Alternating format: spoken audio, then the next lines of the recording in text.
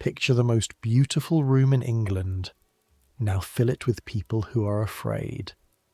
Add the smell of civet and old sweat under silk, a fireplace that has not been lit because the Queen says it is not yet cold, and a floor so polished you can see the underside of every woman's chin reflected in it.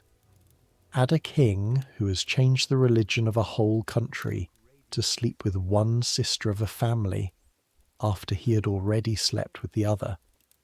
That's Greenwich Palace, September 1534. The richest court in Europe, the most frightened. A place where you could be handed a jewel in the morning and be nothing by evening, and where being nothing is sometimes the only thing that keeps you alive. We're going back there tonight. Not as tourists looking at portraits of Anne Boleyn in a hood with a bee on a string of pearls. We're going as the other one, the sister nobody paints. One woman, one body, everything she would have felt, hidden, carried, and survived. I make these history stories and I still don't know whether anyone actually sleeps to them, or whether you're all just people who lie in the dark wanting to know exactly how a Tudor gown was laced, when there was something underneath it that could not be seen. Either way, subscribe if you want, get comfortable. Here we go. Your sister, the Queen of England, is looking at your waist, not at your face, not at your hands, folded correctly in front of your girdle the way you were taught at Mechlin 20 years ago, at your waist, at the place where the front of your kirtle has been let out by one finger's width on each seam, twice in the last month, by your own needle, at night with no candle, because a candle would have meant a maid, and a maid would have meant a mouth. You are standing in the presence chamber at Greenwich with 11 other women. You are the eldest of them. You're 35 years old, or thereabouts, nobody ever wrote it down. You are the Queen's sister, and you are standing in the third rank behind 2 girls of 16 whose fathers are richer than yours, because that is where the Queen has put you, and the Queen puts people where she wants them. The room is cold, the fire is laid but not lit. Anne has said it is not yet cold enough, and so it is not yet cold enough, and so 12 women stand in September damp with their fingers going white inside their sleeves, and nobody says a word. The floorboards are waxed to a mirror. You can see your own hem in them. You can see the hem of the girl in front of you, cloth of silver, a gift, and you can see that hers moves when she breathes, and yours does not. Because you have been holding your breath for nearly a minute without knowing it. Let it out. Slowly. Through the nose. Anne is talking to Lady Worcester about a French book. Her voice is light. Her eyes black, quick. The eyes everyone writes about come back to you every few seconds, like a tongue going back to a sore tooth. She has noticed something. She has not decided what. That is the worst place to be with your sister. Not caught. Almost caught. Anne, undecided, is a knife lying on a table with nobody's hand on it yet. Your name is Mary. You were born a Boleyn, and married a Carey and buried a Carey, and 6 weeks ago in a church with a leaking roof you married a man called William Stafford who has no title, no land, and a soldier's wage of a few pence a day, when the crown remembers to pay it. Nobody knows.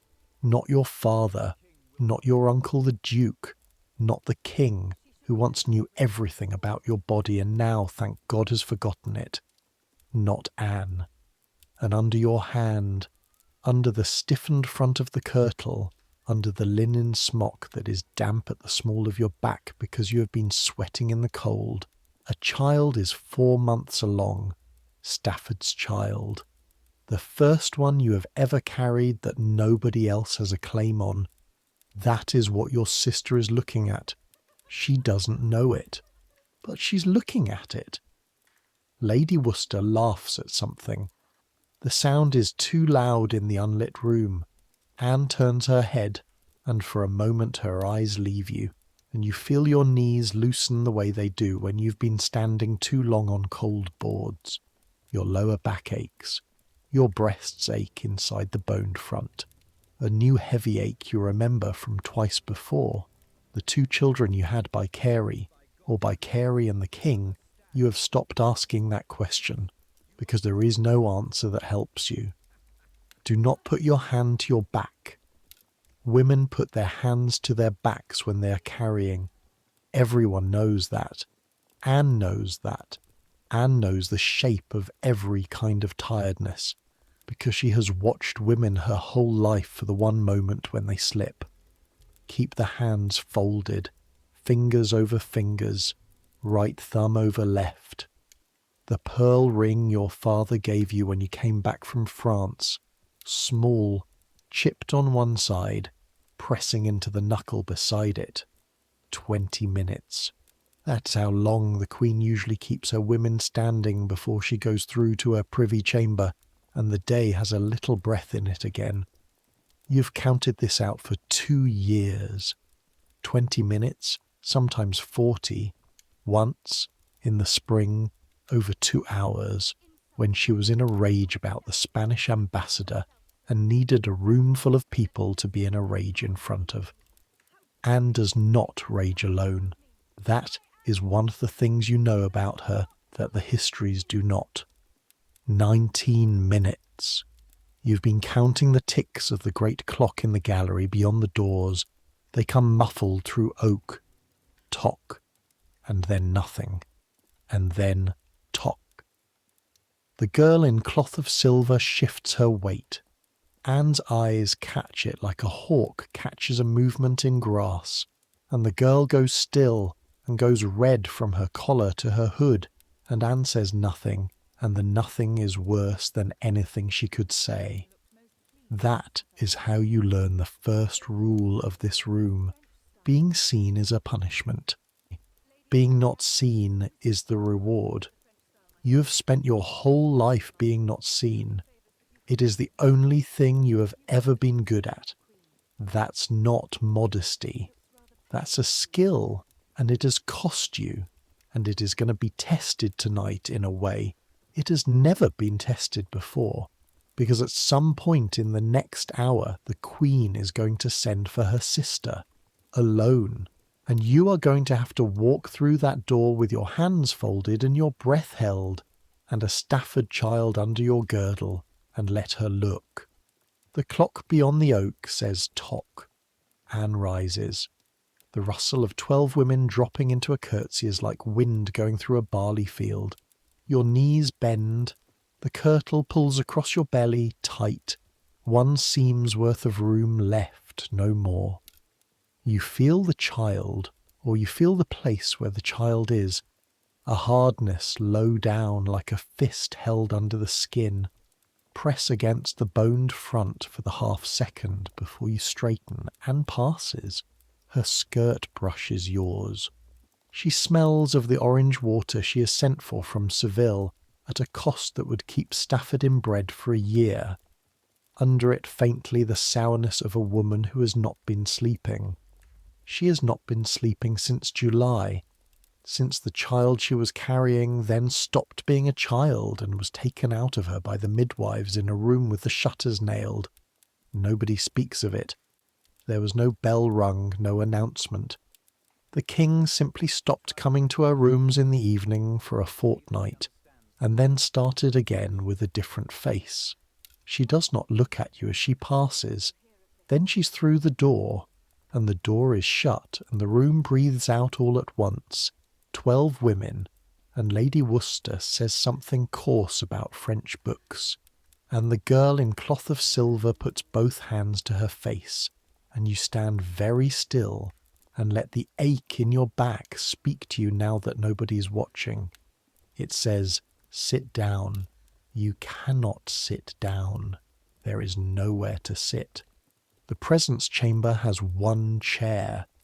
You go to the window instead, where the light comes grey off the river, and you press your palm flat against the stone of the embrasure, because the stone is cold and cold helps, and you look out at the Thames going brown and fast under a sky the colour of a dish clout, and you count. 4 months? 5, perhaps. The midwives would say 5. You have sewn the kirtle out twice, and there is no more cloth in the seams. In 3 weeks you will not be able to stand in this room. In 3 weeks the child will be a fact that a hood and a folded pair of hands cannot make anyone unsee. You have 3 weeks to find a way out of your sister's court that does not end with your husband in a cell and your child born into a household with your name struck off its books.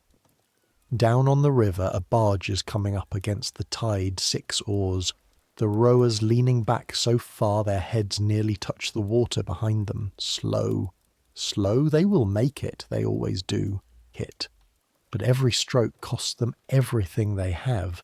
You know exactly how that feels. Let me tell you how you got here, because you did not walk into this room by accident, and because the road behind you is the only map you have of the road in front. You were 8, maybe 9, when your father sent you to the court of Margaret of Austria at Mechlin in the Low Countries. Cold, flat country, water everywhere, the sky enormous. Your father had a gift for placing his daughters the way other men have a gift for placing bets. You learned to speak French there so well you dreamed in it. You learned to hold a fork, which the English did not yet do. You learned that a girl who is pretty and quiet and never in the front rank can go anywhere because nobody thinks to stop her. Then France. The court of Queen Claude, who was pregnant nearly every year of her reign and dead by 24. You were one of her English girls. You were there when the King of France, Francis, tall as a door, with a nose like a rudder and hands that never stayed still, decided you were interesting. Nobody asked what you thought about that. Nobody asked what Claude thought about that either. That was France. That was what courts were for in the end, under the tapestries and the singing, a place where powerful men could reach out and take, and the taking was called favour, and the taken were expected to be grateful. You were not grateful. But you learned how to look grateful, which is a different thing, and which lasts longer. That is the second rule. Gratitude is something you perform with your face and keep away from your heart, the way you keep candles away from bed curtains. Then home, then William Carey. A good man, a quiet man, a gentleman of the Privy Chamber with a decent name and no money, which was your father's way of saying, this one will not object to anything. You were married at Greenwich in the King's own chapel in February 1520, and the King came to the wedding and gave an offering of a few shillings, and looked at you over the top of his prayer book with those small pale eyes, and you understood what your father had bought with your marriage, and it was not a husband. Within 2 years the King had you. There is no softer word for it that is also true. It went on for perhaps 3 years, perhaps 4. He built a ship and called it the Mary Boleyn, which was as much as you were ever publicly acknowledged, a name painted on a hull. Your father was made a viscount. Your husband was given grants of land in Hampshire and a place at table, and you were given a daughter, Catherine, in 1524, and a son, Henry, in 1526, and a question that has followed both children their whole lives and will follow them into their graves, and you have never once been able to answer it, because when a king comes to your bed on a Tuesday and your husband on the Thursday, the child that comes 9 months later does not arrive with a letter of introduction. The king never claimed either of them. He had a bastard already, Henry Fitzroy by Bessie Blount, and he had made that boy a duke. He did not make your boy anything. That is how you learned the third rule, which is the cruelest one. What you get from a king is not payment, it is weather. It arrives and it leaves, and it does not owe you an explanation. By 1526 the weather had moved on. It moved on to your sister. You were at Havre the summer Anne came home from France with her black eyes and her French sleeves, and her way of leaving a room so that every man in it watched the door for a full minute after. You were nursing Henry. Your breasts leaked through your smock when the baby cried in another room, and you had to change twice a day, and you smelled of sour milk no matter how much rosewater you used. You were fat with the afterbirth of a second child. Your hair, which had been your one great beauty, fair, thick, the colour of straw in August, was falling out in handfuls from the birth the way it does, and you found it on the pillow every morning like something a cat had left. Anne did not have any of that. Anne had never had any of that. Anne was slim as a whip, and she walked through the great hall at Havre like she was walking through the king's own presence chamber, and you saw your father watch her, and you saw the exact calculation cross his face, and you thought, he has done his sums, and I am the one that came out wrong. He never said it. Thomas Boleyn does not say things. He arranges them. 2 years later, your husband was dead. Let me stay there a moment, because that is where the part of you that is standing at this window with her palm on the cold stone was actually made. Not in the king's bed, not in France, in a bedchamber at the manor at Plashy, in June 1528, in the sweating sickness. You remember the smell before anything else. That's always true of the sweat. Before the fever, before the shaking, a smell came off William like nothing you had ever smelled from a living body. Sweet and rotten at once, like fruit gone over in a closed room, and it came out of his skin so thick it dampened the sheets in a wide dark ring around him, and you could smell it on your own hands for 2 days after you'd touched him. It started at supper. He said he was warm. He said his shoulders ached. By the time the candles were lit, he could not hold the cup, and by midnight his shirt was soaked through and stuck to his back, and you were pulling it off him, and it came away with a wet sound, and underneath his skin was grey and pouring. The sweat killed inside a day. Everyone knew that. If you lived to see the next dawn, you generally lived.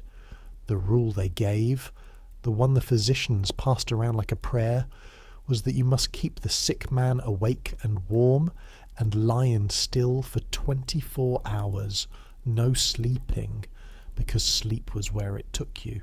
So you kept him awake. You have never told anyone what those hours were like, and I am not going to make them prettier than they were.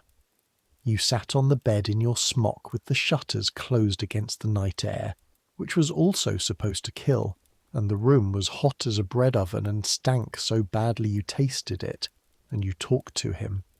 You talked to him about the children, about the house, about a horse he'd wanted to buy.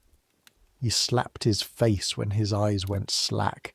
You put your fingers in his mouth to pull his tongue forward when he started to choke.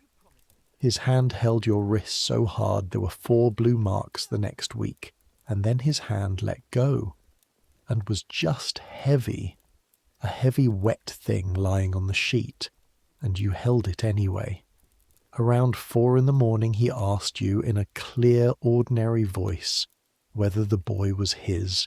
You said yes. You do not know if that was true.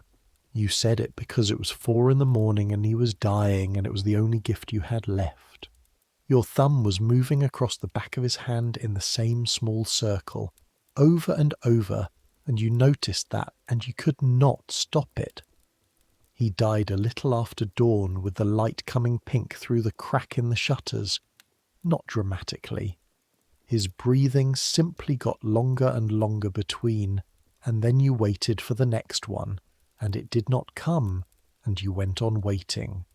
That is the fourth rule, and you learned it with your thumb still moving on a dead man's hand.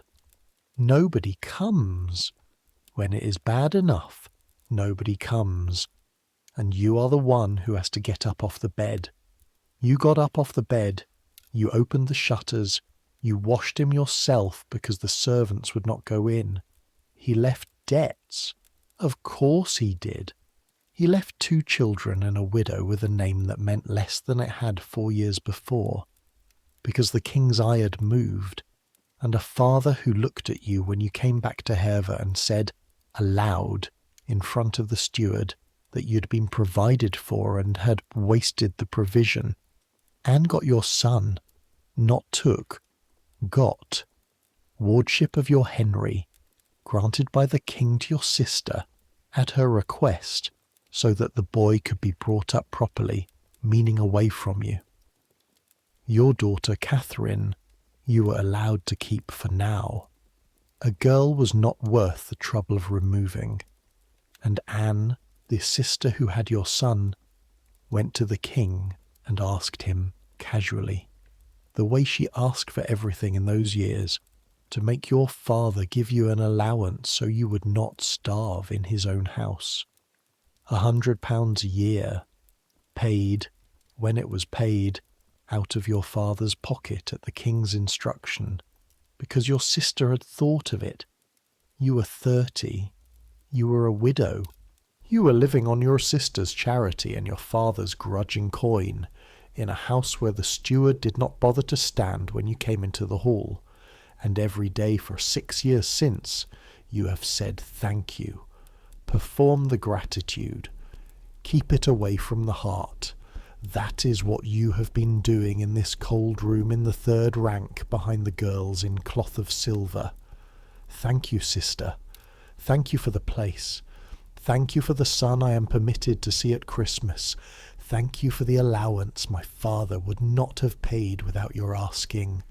Thank you for leaving me standing here for 20 minutes without a fire so I can remember every morning exactly what I am. You take your hand off the stone.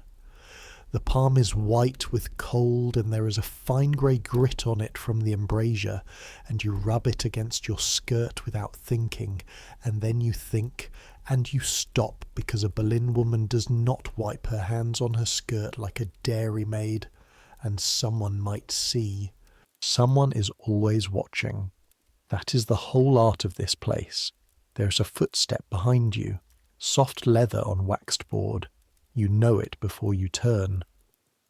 The Queen will see her sister, says the usher, alone. He does not say alone. He does not need to. You fold your hands, right thumb over left.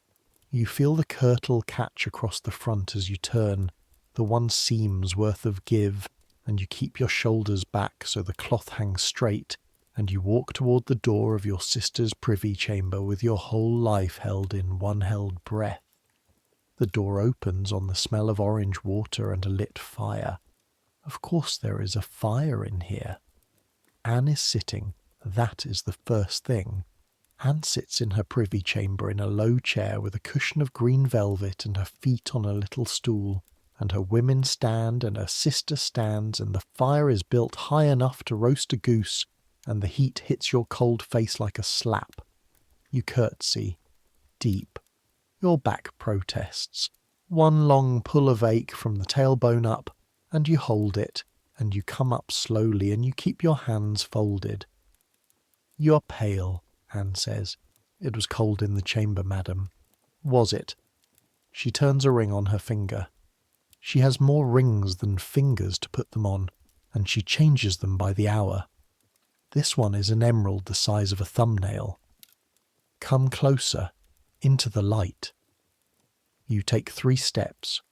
The fire is on your left now, on your cheek, hot enough that your eyes water on that side. She looks at you. Anne's looking is a physical thing. You have watched her do it to ambassadors and seen grown men shift their feet. She looks at your face for a long time, then at your hands, then, briefly, at your waist and away and back. You have been eating. I have been well, madam. She lets it lie. She lets it lie the way a cat lets a mouse lie once it has broken its back, because there is no hurry now. I have had a letter from Heather. Father says the roof over the long gallery has gone and wants money. He will not ask the king because he is proud, so he asks me, so that I may ask the king, and then he may be proud of not having asked. A small dry laugh. I have told him to sell a wood. What do you think of that? I think he will sell the wood, madam, and complain of it for 10 years. Anne smiles. It is the real one, the quick one that goes up the left side of her face first. The one you remember from Hever when you were both girls sharing a bed and she used to kick you in her sleep. For a second she is your sister. For a second the fire is just a fire. Then it is gone. The king goes to hunt at Windsor next week. I go with him. You will not come. Relief goes through you so hard you nearly sway. You manage to look disappointed. You manage actually to say madam in a hurt voice, and to think, as you say it, that you have been doing this so long you could probably do it dead.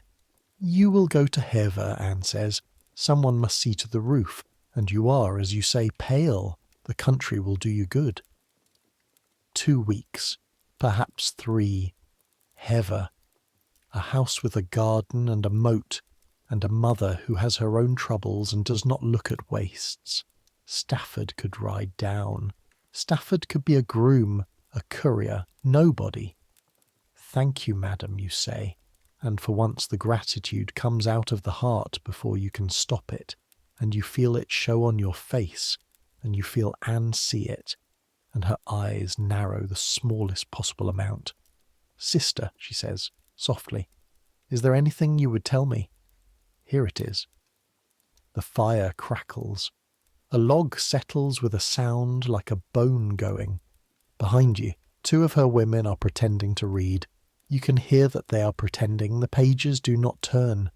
There is a version of this moment where you tell her, where you go down on your knees on the green cushion, which is not for you, and take her hand with the emerald on it and say, I have married a man I love, and I carry his child, and I ask nothing of you but to be let go.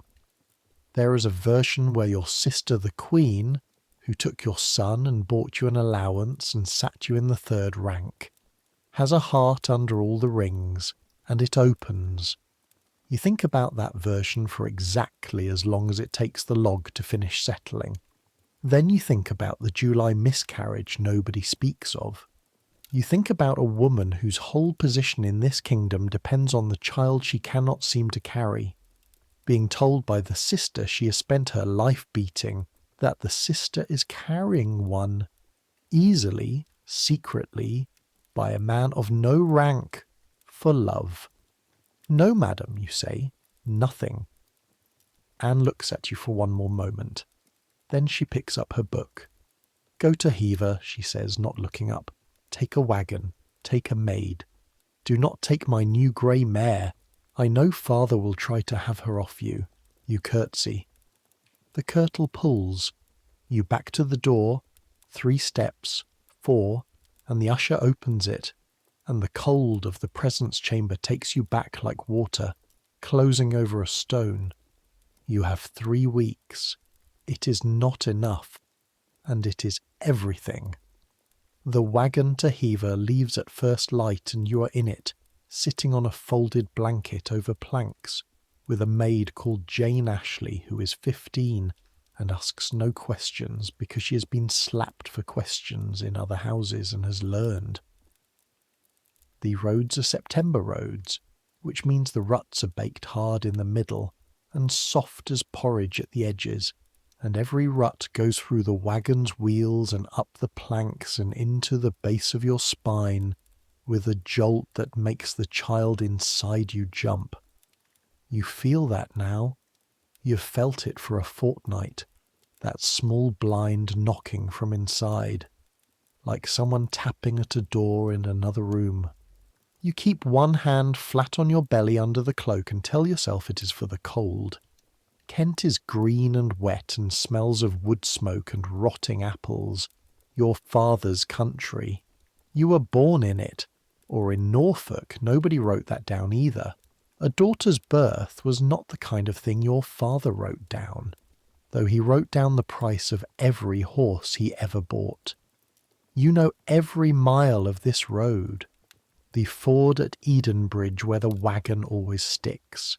The oak with the split trunk where your brother George once climbed out on a branch to make you scream and fell and broke his wrist and laughed the whole way home holding it against his chest.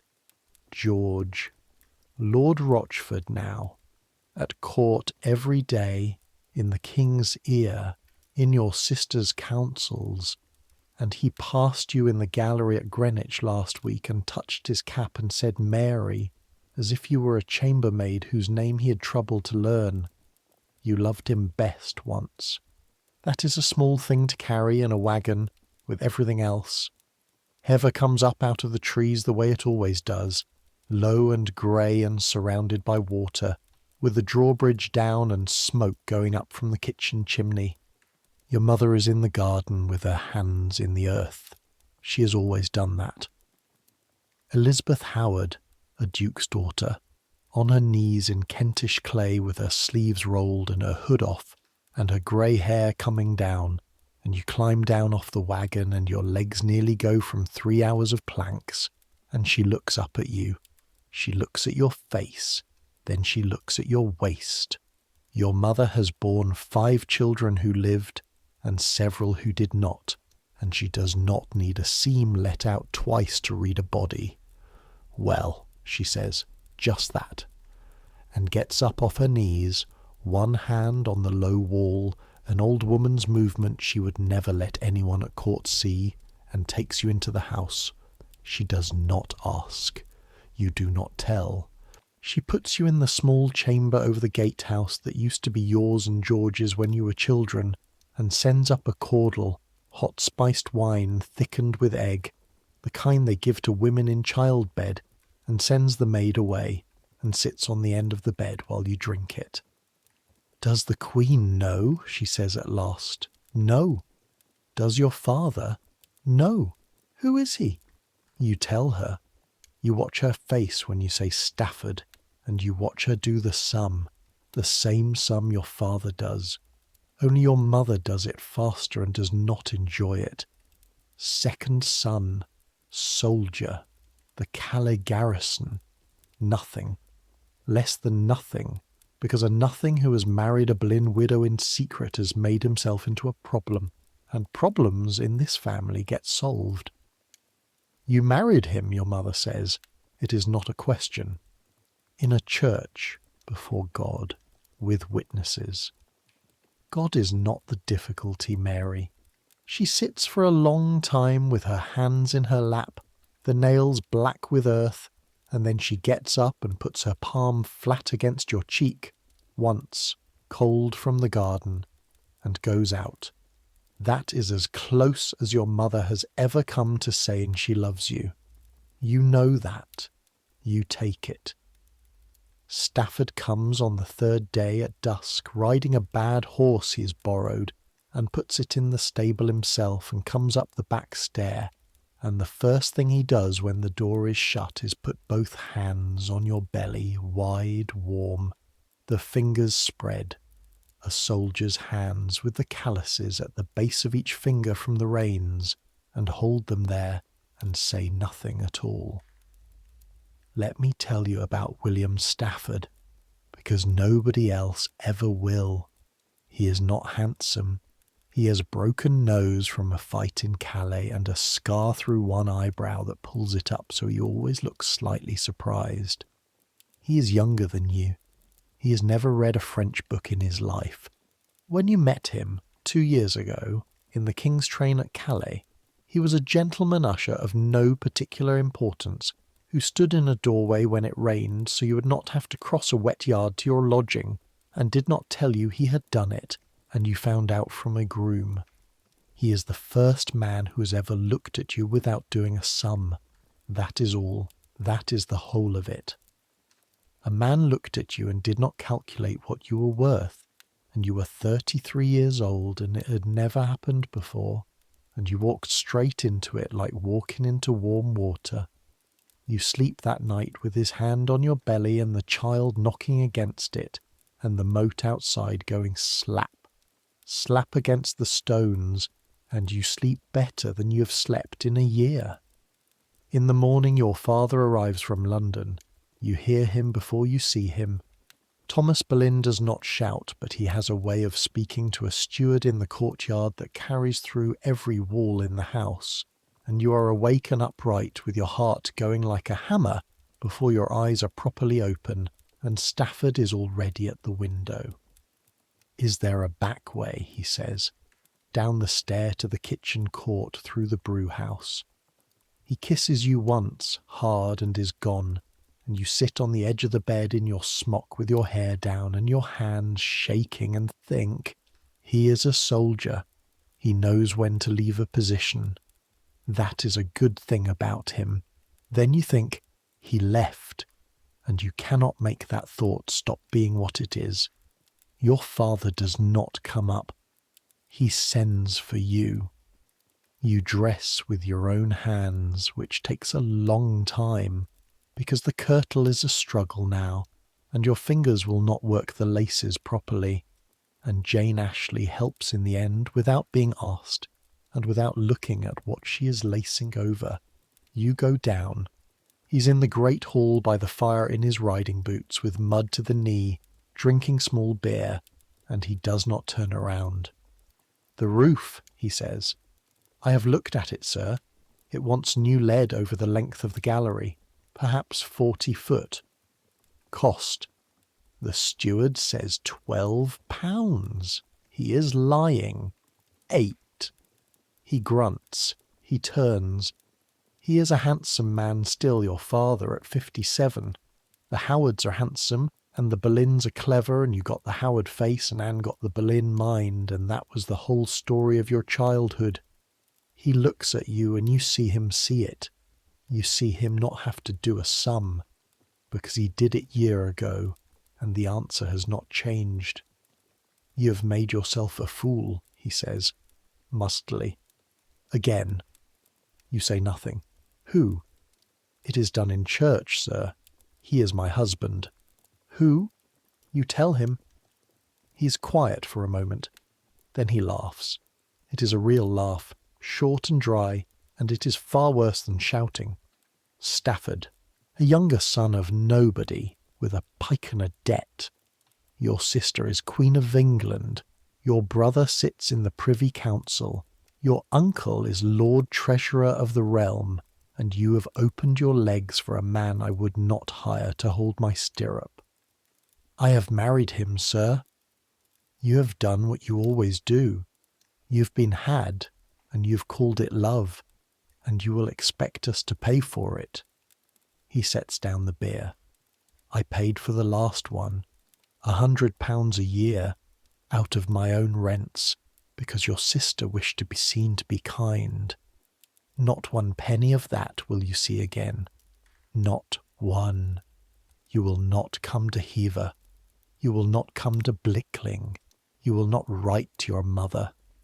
When the Queen hears of this, and she will hear of it by Michaelmas, because you cannot hide that belly under a hood, she will put you out of court, and I will not raise a finger. You have chosen your gutter. Lie in it." He walks past you. His riding cloak, wet, brushes your hand. And Mary, at the door, not turning. "If your sister asks, I did not know. I never came here. You understand me. You understand him. You have understood him your whole life." The door shuts. You stand in the great hall of the house you were a child in, and the fire goes on burning, and a dog comes in from the yard and sniffs your skirts and wanders out again, and you find that you're not crying. That surprises you. You put your hand to your face to check. Dry. It is the 4th rule. Nobody comes. Get up off the bed. You go up the stairs one at a time with a hand on the wall. Michaelmas comes. The court moves from Greenwich to Windsor to Greenwich again, and the Queen returns, and you return with her, because you have been sent for, because your father was right, and because there is nowhere else to go. Understand what nowhere else means for a woman in 1534. It does not mean you have no friends. It means you have no legal existence apart from a man. Your money was your husband's, and your husband is dead. Your allowance was your father's gift, and your father has withdrawn it. Your house is your father's house, and you are forbidden it. The one room in England you may sleep in without trespass is the one your sister the Queen allots you at court, in the women's lodgings, shared with 2 others, and even that is only yours as long as she does not remember to take it away. So you go back. You lace the kirtle over a belly that no longer fits it, with a loose overgown of black that your mother sends after you with no note, and you stand in the 3rd rank, and you wait. The waiting takes 9 days. You know the exact morning. It is a Tuesday in early October, and there has been a frost. The first, the grass in the privy garden white and crunching, and Anne has decided to walk in it because her physicians say walking is good for the womb. So the women walk, 12 of you in a line behind her on the gravel paths between the clipped hedges, your breath showing, your feet going numb in thin court shoes, and the Queen ahead in furs turning to say something to Lady Rochford, your brother's wife Jane, who laughs. You are cold. You are very tired. The child has been kicking since before dawn, and there is a pain low in your left side that has been there for 2 days, and that you're trying not to think about. You put your hand on the hedge to steady yourself on a turn, and Jane Rochford, your brother's wife, looks back down the line and sees you do it, and sees the black overgown swing open, and sees. She does not say anything. She does not have to. She simply looks at you for a moment, and then looks at the Queen, and then looks at you again, and smiles a very small smile, and turns back. That is all. That is how it is done at this court. Not a word. A look, a smile, a turn of the head, and a message has been sent that will reach its destination before you have crossed the garden. By noon you have been sent for, not to the privy chamber, to the Queen's closet, the small inner room off the bedchamber where she prays and reads, and where the walls are close enough that voices do not carry, and the door is shut behind you, and there is no fire, and Anne is standing. Anne does not stand for you. Anne stands for the King. She is standing now. Her hands are at her sides, not folded, not clasped, simply hanging, and her face is white as the frost outside, and she does not say a word for a long time. She looks at the belly. The overgown is closed, but it does not matter now. Nothing matters now. The shape is the shape. Whose? My husband's, madam. You have no husband. I have. William Stafford. We were married in August before witnesses in Stafford. She says it as if it were a sickness. The usher, the Calais usher. Cromwell's clerk's cousin's nobody. Yes, madam. You married him. Yes. Without leave, without the King's leave, without mine. Her voice is not rising. That is what frightens you. Her voice is going lower and flatter, and each word is coming out separate, like coins being counted onto a table. You, a Boleyn, the sister of the Queen, the aunt of the princess.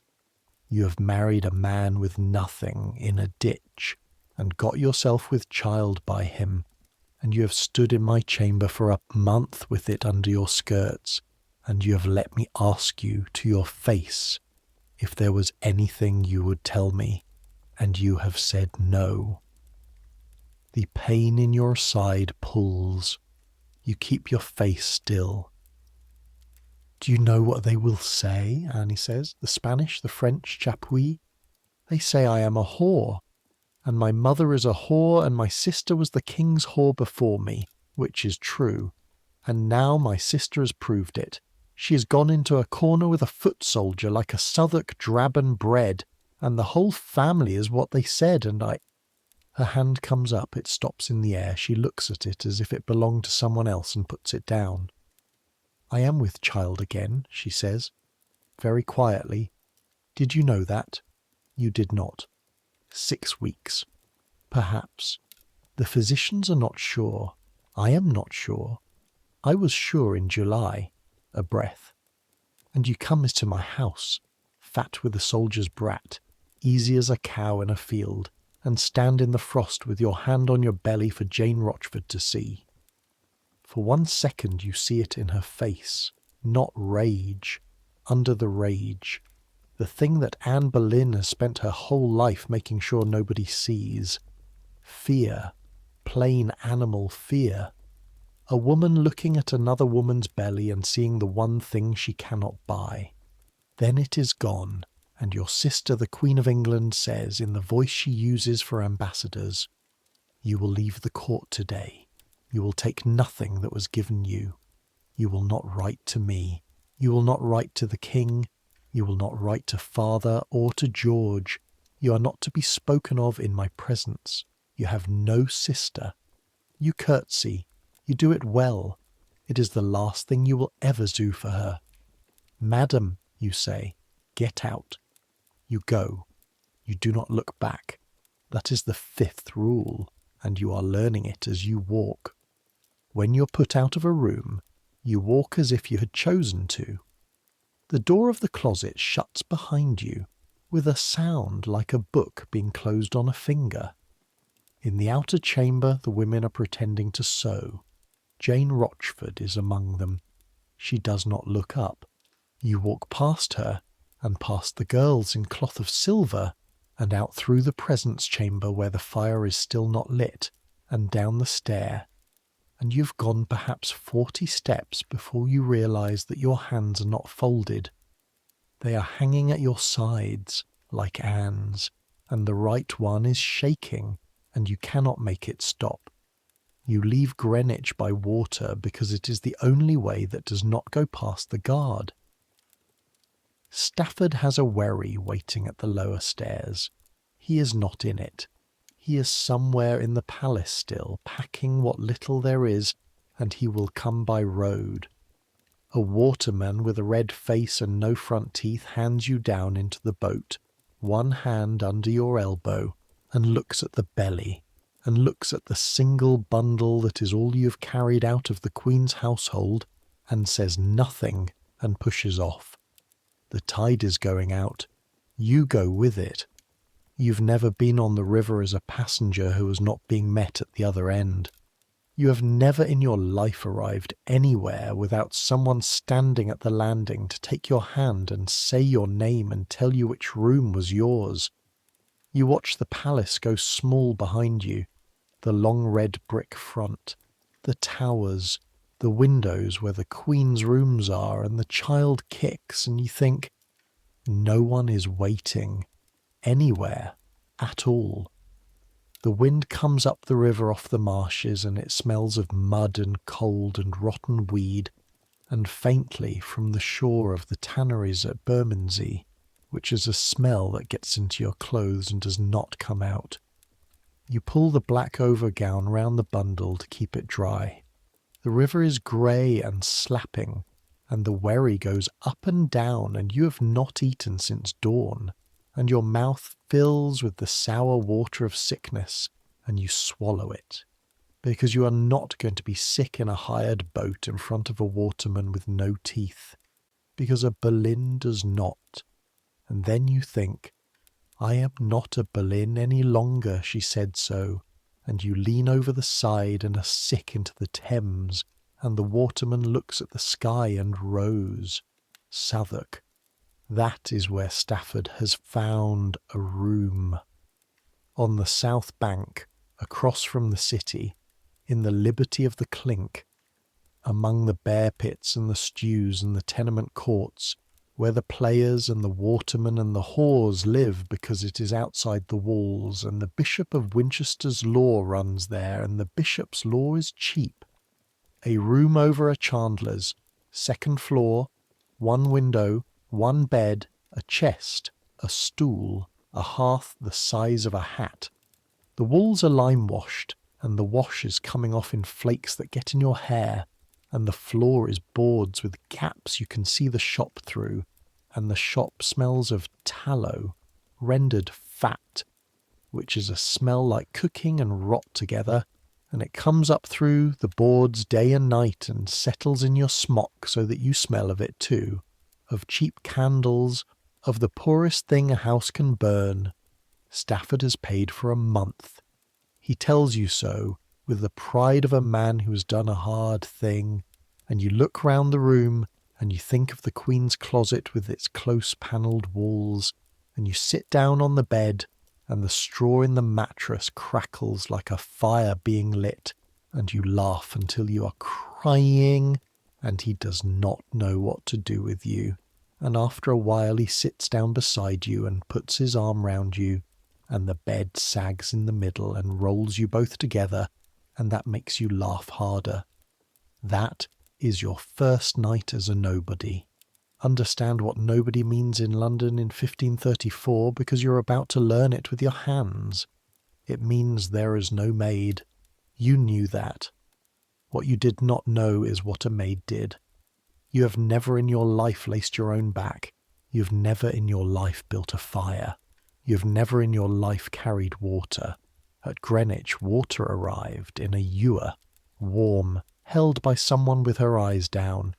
Here water is in the river, or in a conduit at the end of the street with a queue, and you carry it in a wooden bucket that weighs nothing empty, and pulls your arm out of its socket full, and the handle is a loop of rope that scores your palm in one straight red line by the third day. It means the fire does not light. You lay it the way you have seen it laid, small sticks and then large, and you strike the flint and the spark dies, and again, and it dies, and your hands are shaking with cold, and your knuckles are split along the top where the skin has cracked from the river water and the wind, and on the 11th strike a spark takes in the tinder and you blow on it, crouched on the boards with your great belly against your thighs, blow on it like a child blowing on a dandelion, and it catches a thread of smoke and then a lick of flame, and you feel more triumph than you felt when the King of England called a ship by your name. It means bread. You have never bought bread. You go down into Long Southwark with 2 pennies in your fist and stand at a baker's stall among women who have done this every day of their lives and who look at your hands white, the nails clean, the ring, and at the black gown that was cut by the Queen's own tailor, and they do not say anything, but they let you go last. Being let go last. You have been let go last your whole life. But at court it was in a room with a fire eventually. Here it is in a street in October with the wind going through the stalls and your feet in court shoes that were never meant to touch a cobble. By the end of the week the shoes are done, the soles are through. You feel the ground with every step, the individual stones cold coming up through the thin leather like knuckles pressing into the arch of your foot. You have no other shoes. Stafford goes out every morning to find work. He is a gentleman, which means he cannot do what is available, and he is a nobody, which means what he can do is not available. There is a place in the Calais garrison that he might get back if his patron speaks for him, and his patron will not speak for a man who has offended the Queen. There are lords who need a man to run a stable, or captain a guard, and they do not need a man whose name is on the Queen's list. He comes back at dusk with the scar through his eyebrow pulled up in that look of surprise, and says nothing, and you say nothing, and you both look at the loaf. By the third week the month is running out. You do a thing then that you have never done, and it is harder than the water and the fire and the bread together. You sell the ring, the pearl your father gave you when you came home from France. Small, chipped on one side. You've worn it for 15 years, and the skin under it is white, and there is a groove in the flesh of your finger where it sat. You take it to a goldsmith on the bridge, in the shops that lean out over the river, and he looks at it through a glass and looks at you, and names a price that is a fifth of what it is worth, and you know it is a fifth, and you have no other price to name, and you take it. Walking back across the bridge with the coins in your fist and the white groove on your finger open to the air like a small naked thing, you pass a girl of 16 in a cloth of silver kirtle being handed down from a litter by 2 men in the Queen's livery, and she does not see you, because there is no reason anyone would look at a woman in a black gown with broken shoes and a belly, and that is when it lands. You are safe, not because anyone has spared you, because no one is looking. You have been made nothing, and nothing cannot be seen, and what cannot be seen cannot be hunted. You stand still on London Bridge with the traffic going round you like water round a post, and you feel it, the plain flat safety of not mattering, and it is the strangest feeling you've ever had, because it is the exact feeling you spent 30 years fleeing, and now it is the only roof you own. You carry it home with the coins. That night, by the light of a tallow candle that stinks and gutters and throws more shadow than light, you write a letter. You write it to Thomas Cromwell, the King's Secretary, a brewer's son from Putney who now runs England, because he is the one man in the kingdom your sister does not own. You write it with a quill that Stafford has cut badly so that it splutters on a sheet of paper that cost 3d, with your split knuckles aching every time you close your hand on the pen. You have written perhaps 6 letters in your life that mattered. This is the 7th. I am not going to read it to you, because the real one exists, and you can read it yourself, and because it is hers, not mine. But I will tell you what is in it, because what is in it is the only thing in this whole story that Mary Boleyn ever said in her own voice to anyone who wrote it down. She says that she and her husband are in great poverty. She says she was young, and love overcame reason, and for her part she saw so much honesty in him that she loved him as well as he did her, and was in bondage and glad to be, and she would rather beg her bread with him than be the greatest queen in Christendom. Read that again. She wrote it to the king's own secretary, a man who would show it to whoever it served him to show it to.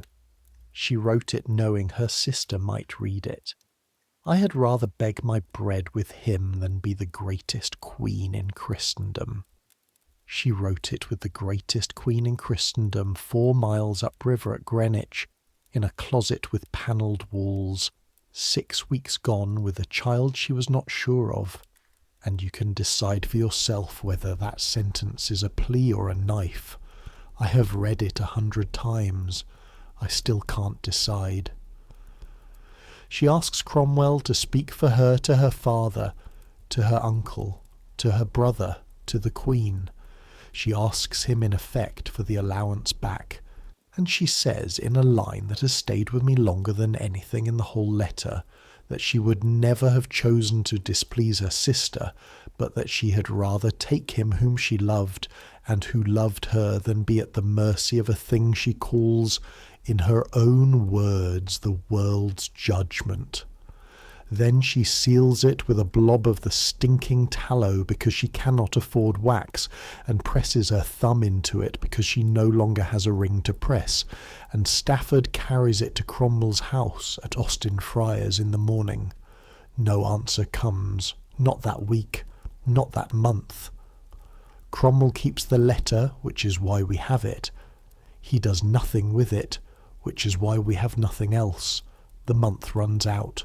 The chandler is a decent man with a wife who is not, and it is the wife who comes up the stair on the 1st of November, with her arms folded, and stands in the door and looks at the room, the chest, the stool, the bed, with the two of you in it, and says the rent is due and the rent is a week behind, and she has a nephew who wants the room and will pay on the day. Stafford gets up. Stafford is going to say something a gentleman says about honour and the debt being good. You get up faster. You get up with your hand on the bedpost and the belly out in front of you like a prow, and you look at this woman in her apron with her chapped red hands, and you say, in your best French court English, low and calm and warm, that of course the debt is good, that you would not dream of asking her forbearance, that your husband is expecting a sum from his family before Sunday, and that in the meantime you would be so glad if she would take the black overgown, the Queen's tailor's overgown, as surety, because a woman with her eye for cloth would know what it was worth. She looks at the gown. It is over the stool. Black wool, the fine kind, lined with taffeta, cut with the sleeves the Queen brought back from France. She takes it. You have bought a week with the last thing you own that was made for you, and you did it with your face, the way you've done everything, and you sit down on the bed afterward with the cold coming through your smock now that the gown is gone, and you think, that is the 6th rule. When there is nothing left to sell, sell how you say it. Winter comes into the room like a tenant. You remember cold at Hever as a child. Ice on the inside of the window, running down the long gallery to get warm. That was cold with the kitchen at the bottom of the stairs. This is different. This is cold that gets into the joints of your fingers and stays. Cold that makes your split knuckles crack open fresh every morning so that there is blood on the bucket rope. Cold in the board so that you feel it through the straw of the mattress and through your smock and through your skin. A flat, hard cold pressing up against your back all night like a hand. You sleep in every piece of clothing you have, which is a smock and a kirtle and Stafford's cloak, with Stafford wrapped round you, and the child wrapped inside you, 3 bodies stacked against the dark like logs. He gets work at last, not gentleman's work. He walks each morning across the bridge to a merchant's counting house in Thames Street, where a man who knew his brother needs someone who can read a bill of lading, and write a fair hand, and stand at a warehouse door in the rain, and count bales as they come off a barge, and it pays 8p a day, which is what the king paid you to stand in a doorway in the rain in another life, and he brings it home in his fist every evening and puts it on the chest. 1 coin at a time, the way your father counted rents, and does not say what it cost him to take it. You see it in his hands.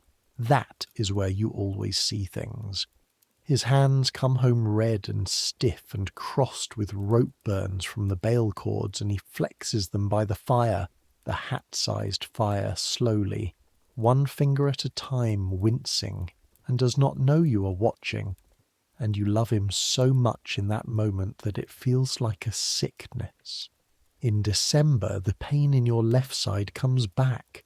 It comes at night, low and pulling, and it is not the child kicking, it is something else, something you remember, and you lie in the dark with Stafford's breathing slow against your neck, and you do not wake him, because there is nothing he can do, and because if you say it aloud, it will be real. You put your hand on the place, warm, hard. The child moves under it, once, slowly, like a fish turning in a pool. Still there, still alive, both of you. By morning the pain has gone back to wherever it lives. You get up and break the ice in the bucket and light the fire on the fourth strike. You're good at it now, and stand at the window with the tallow stink coming up through the boards, and watch the river go past grey and thick, and Stafford's boots go down the stair, and you say the child's name to yourself. You have not told him you have a name for it. You have not told anyone. It is a small thing that is yours. The letter to Cromwell was in December, the month you've been reading about, the cold and the ice and the pain in the side. That was December and January. The court was at Greenwich for Christmas with 100 courses and a masque, and the Queen, in cloth of gold, pretending to be well. Your child is born in February in the room over the chandler's, with a midwife from Bankside who does the whores and charges a shilling, and comes with her sleeves already rolled. I want you to feel this one properly, because it is the one thing Mary Boleyn ever did in her whole life that nobody arranged for her. It begins at dusk with a pain across the small of your back that is not like the other pains, and you know it at once. You have done this twice, and you send Stafford running for the midwife, and then you are alone in the room with the fire going and the window going dark and your whole body deciding something without asking you. The pains come like the river, slow and far apart at first, a long pull and then rest, and you walk the boards between them, 6 paces one way, 6 back, a hand on the wall, a hand on the belly, and you count. Court training. Count the ticks, count the paces. Talk a nothing, and talk, then closer. Then the rest between is not rest, but waiting. And your smock is soaked at the back, and you strip it off and stand in the firelight in nothing. A woman of 35 with 2 children behind her, and stretch marks silver up her flanks and a belly like a drum. And you are not ashamed. There is no one to be ashamed for. There is only the fire and the pain and the boards under your bare feet. The midwife comes up the stair with Stafford behind her and takes one look and pushes him out and shuts the door. She's a broad woman with forearms like a waterman's and a smell of gin and lavender, and she puts her hands on you the way your mother put her hands in the earth, not gently, knowingly, and says, "Not long, love." And you have not been called love by anyone but Stafford in your whole life, and you start to cry, and she says, "None of that, save it for pushing," and you stop. The pains come in a wall now. There is no between. There is the wall, and you are against it, and it is pushing, and you are pushing, and something inside you is tearing along a seam, like a curtle let out too far. And the midwife has one hand on your back and one hand somewhere you cannot see, and is talking low and constant. Come on then, that's it, that's it. And the fire is roaring, and your knees are on the boards now with a folded blanket under them, and your hands are gripping the bed frame so hard the wood creaks, and you make a sound you've never made, a sound like an animal in a trap, and the midwife says, "Good," again, and you do it again, and something gives, a hot, slippery weight leaving you all at once, and a silence, a real silence, the longest silence of your life, and then a sound like a kitten sneezing, and then a thin, high cry that goes into you like a needle.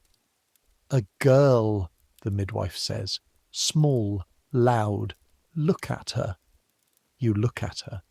She is red and furious and covered in white grease and blood, and her fists are clenched and her mouth is open on that thin needle of a cry, and the midwife puts her on your chest, wet and hot and slipping, and she stops crying and roots and finds, and your body does what it knows. You lie on the boards of a room over a chandler's shop in Southwark, with the tallow stink coming up through the cracks, and a child at your breast whom nobody has a claim on, and you name her Anne. You name her Anne. Do not ask me why. I have thought about it for years. Perhaps it was the thing you do in that family the eldest girl gets the name. Perhaps it was a hand held out across 4 miles of river. Perhaps it was the only knife you had left and you used it. You have never said, and she was buried under the name, and you were buried without saying, and I am not going to guess for you. Stafford comes in when the midwife lets him. He stands in the door with the cold coming in round him, and looks at the two of you on the floor by the fire, and his face does something his face has never done.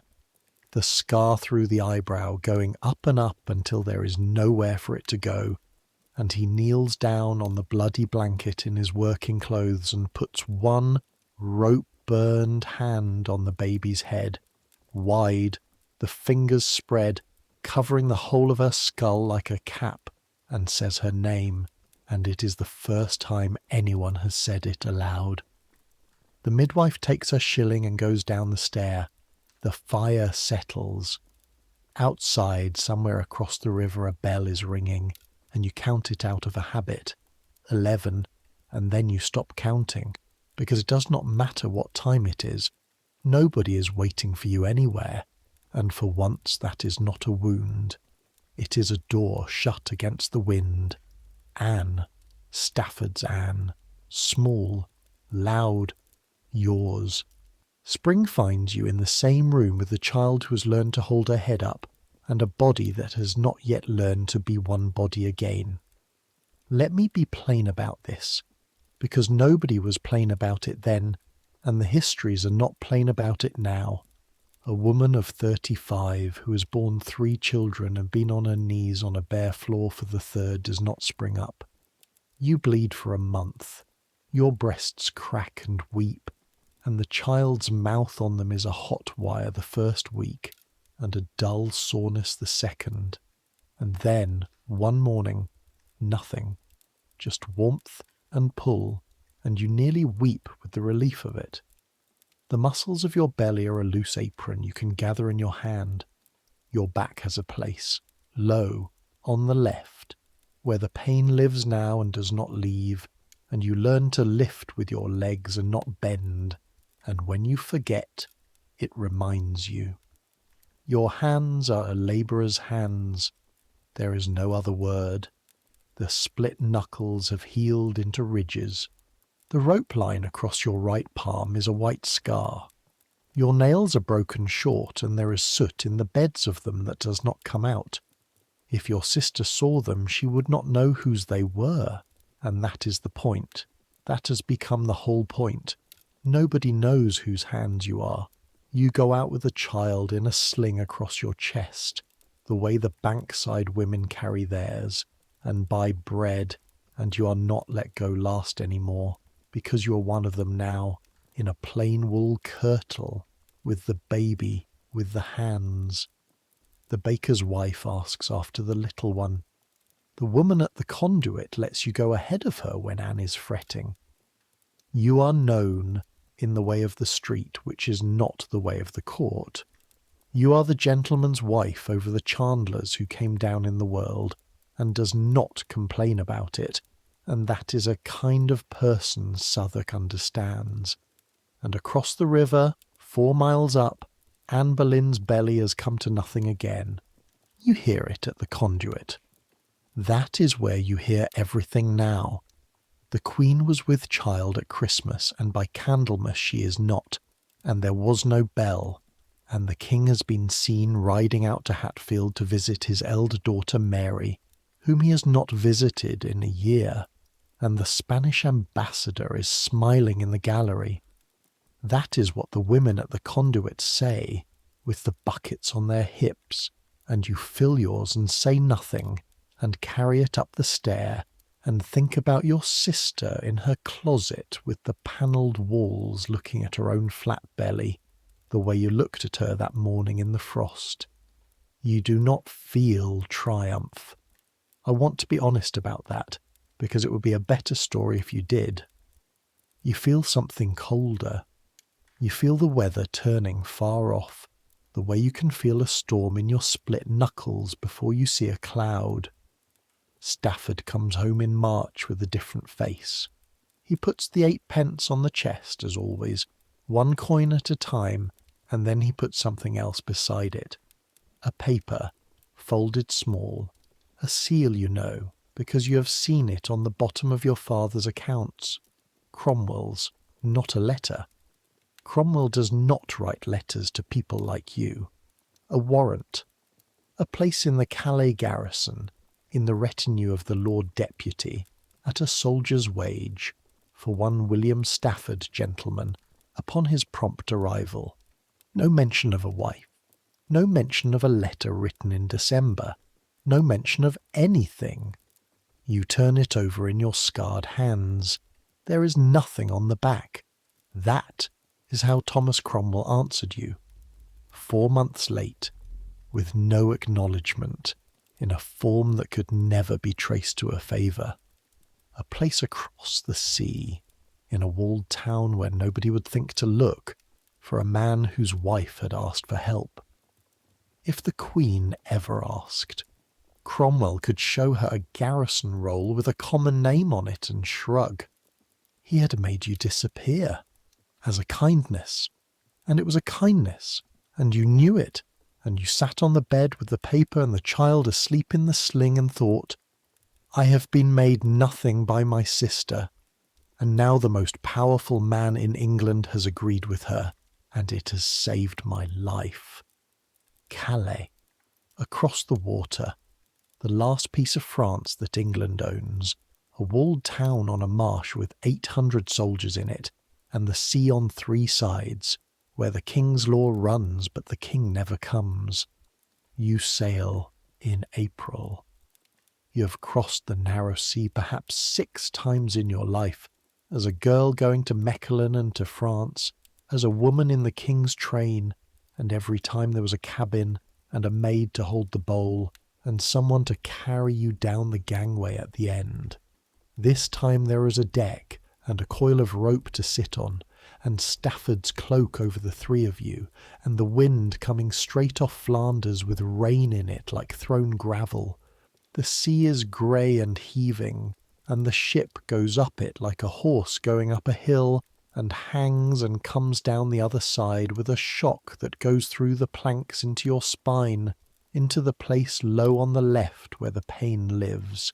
And the child wakes and screams, and you put her under your smock in the wind and the rain and let her feed, because it is the only thing that quiets her. And a sailor going past with a line looks at you and looks away, because it is not his business, and you think, no, it is not good. 4 hours, 5. The coast of Kent goes white behind you and then goes. You do not know it, but you will not see England again for more than 4 years, and when you do, your sister and your brother and both your parents will be dead. Calais comes up out of the sea like a grey tooth. Walls, that is the first thing. Walls higher than anything at Greenwich. Grey stones streaked black with sea wet, with cannon on them, real cannon, iron, pointed at France, and a gate with a portcullis and a captain who checks the paper with Cromwell's seal against a roll, and looks at Stafford and looks at you, and looks at the child and writes something in the roll and waves you through, and you are inside. Inside is a town of 2,000 people, packed into a space the size of a large village, with 800 soldiers on top, and it smells of the sea and of horse and of the wool that comes through here from England in a river of bales. Wool everywhere. The whole town stinks of sheep, though there is not a sheep in it, and of fish, and of the marsh outside the walls, which is black and sour and breathes out a fog in the mornings that comes over the wall like a tide.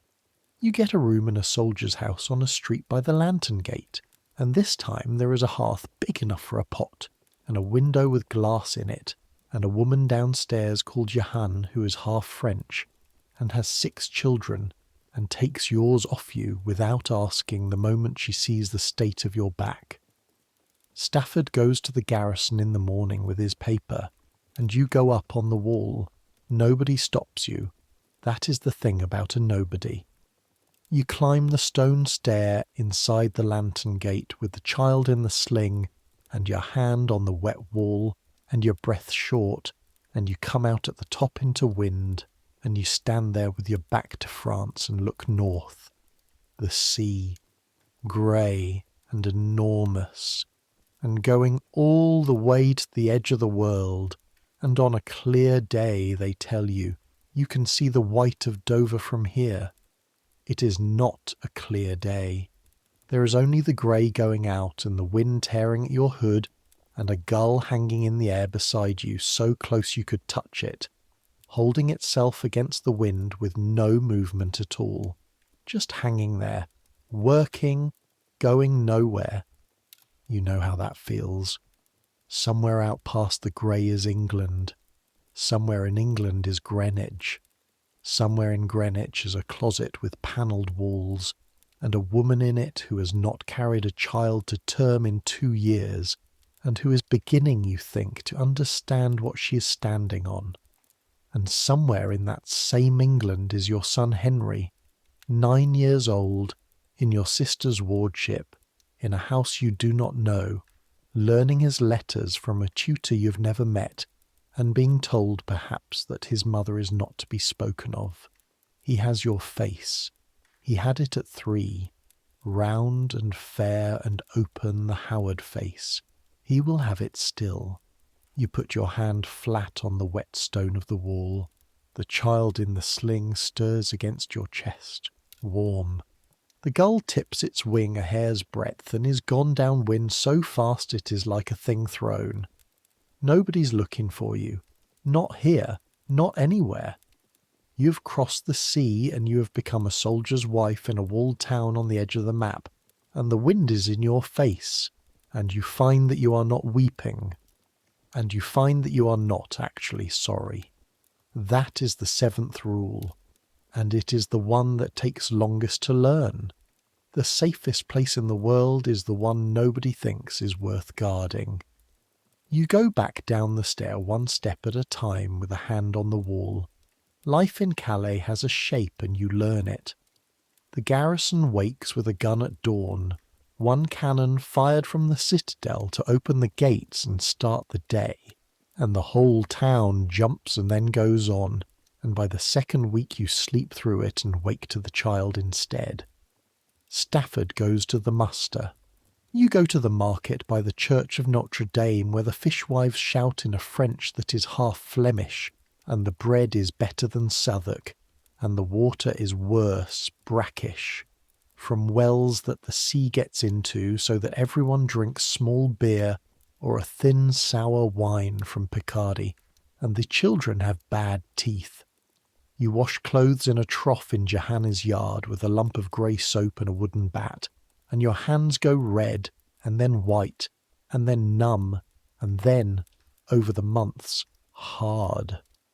You learn that a soldier's shirt has to be turned inside out to get the sweat out of the collar. You learn that the salt in the air rusts every needle you own unless you keep them in a fold of greased leather. You learn that the marsh fog brings a cough that goes through the children of the town each autumn, like a hand going through a sack of grain, and that Johanna's remedy is a hot brick wrapped in flannel, and a spoon of honey with garlic in it. And you learn to hold your daughter over the steam of a kettle at 3 in the morning with your eyes stinging and your arms shaking, and count her breaths. You learn Calais the way you learned court, by watching who stands where. There is a Lord Deputy, Arthur Plantagenet, Lord Leal, an old man with a bastard's claim to the blood of Edward IV, and a temper like a wet cat.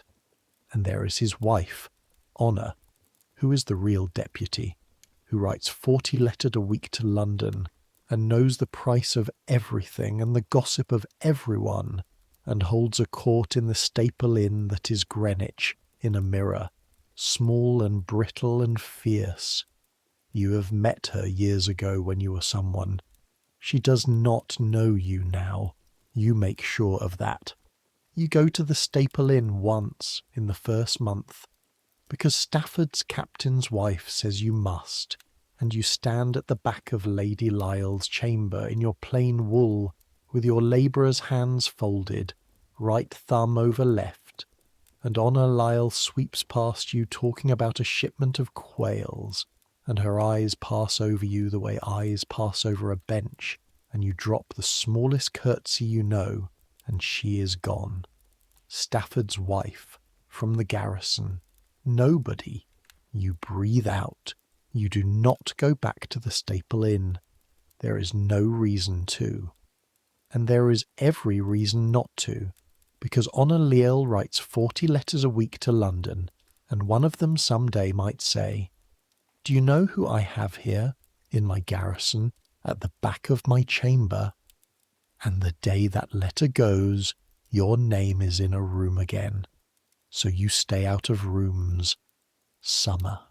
The town bakes inside its walls like bread in an oven, and the marsh stink comes up thick, and the soldiers drill on the sand outside the lantern gate in the heat, with their shirts black with sweat, and you sit in Johanna's yard with the child on a blanket and the washing on a line and the smell of the sea coming over the wall, and Stafford comes home at dusk with his face burned red and his hands blistered from the pike, and eats what you have cooked, which is not good, you are learning, and says it is good, which is a lie, and you both know it, and the lie is a kind of tenderness. He is happy here. That is the strange thing. A soldier in a garrison, at a soldier's wage, drilling on sand under a fat old deputy with a bastard's name, and he is happy, and you see it in the way his shoulders sit. He has stopped looking surprised. The scar through the eyebrow has settled into his face.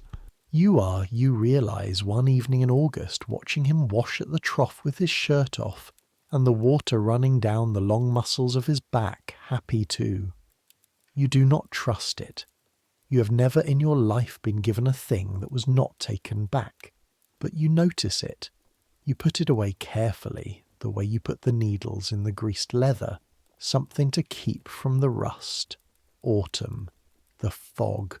The cough goes through the town and takes 2 of Johanna's neighbours' children and does not take yours, and you sit up 4 nights with the kettle and the brick and count, and on the 5th morning she wakes and laughs at you, and you sit down on the floor and put your face in your hands, and Johanna comes in and puts a cup of the sour Picardy wine beside you without a word and goes out again. That is a thing about the poor that you did not know. They do not say it. They put the cup down and go out. News comes across the water with the wool ships, and the news is that the Queen is with child again. You hear it in the market. You hear it at the trough. It is October, and Anne is perhaps 2 months gone, and the king has been seen to be tender with her, and the court is at Windsor, and the Spanish ambassador is not smiling. You hold the wooden bat over the wet shirt in the trough, and you feel the old weather turn in your knuckles, not triumph, not pity either quite. Something in between, that has no name. That is the feeling of watching your sister stand on a floor you've already fallen through. Carry it, Nan, you think. Carry this one. For God's sake, carry it. You bring the bat down. Winter in Calais is the worst cold you have known, worse than Southwark, because the wind comes off the sea and the marsh both, and the walls funnel it down the streets like water down a gutter, and the fog freezes on the stones, so that you walk to the market on a skin of ice with the child on your back and a hand on every wall you pass. Stafford's wage is paid late, and then later, and then you are eating Johanna's bread and pretending not to know she is giving it to you.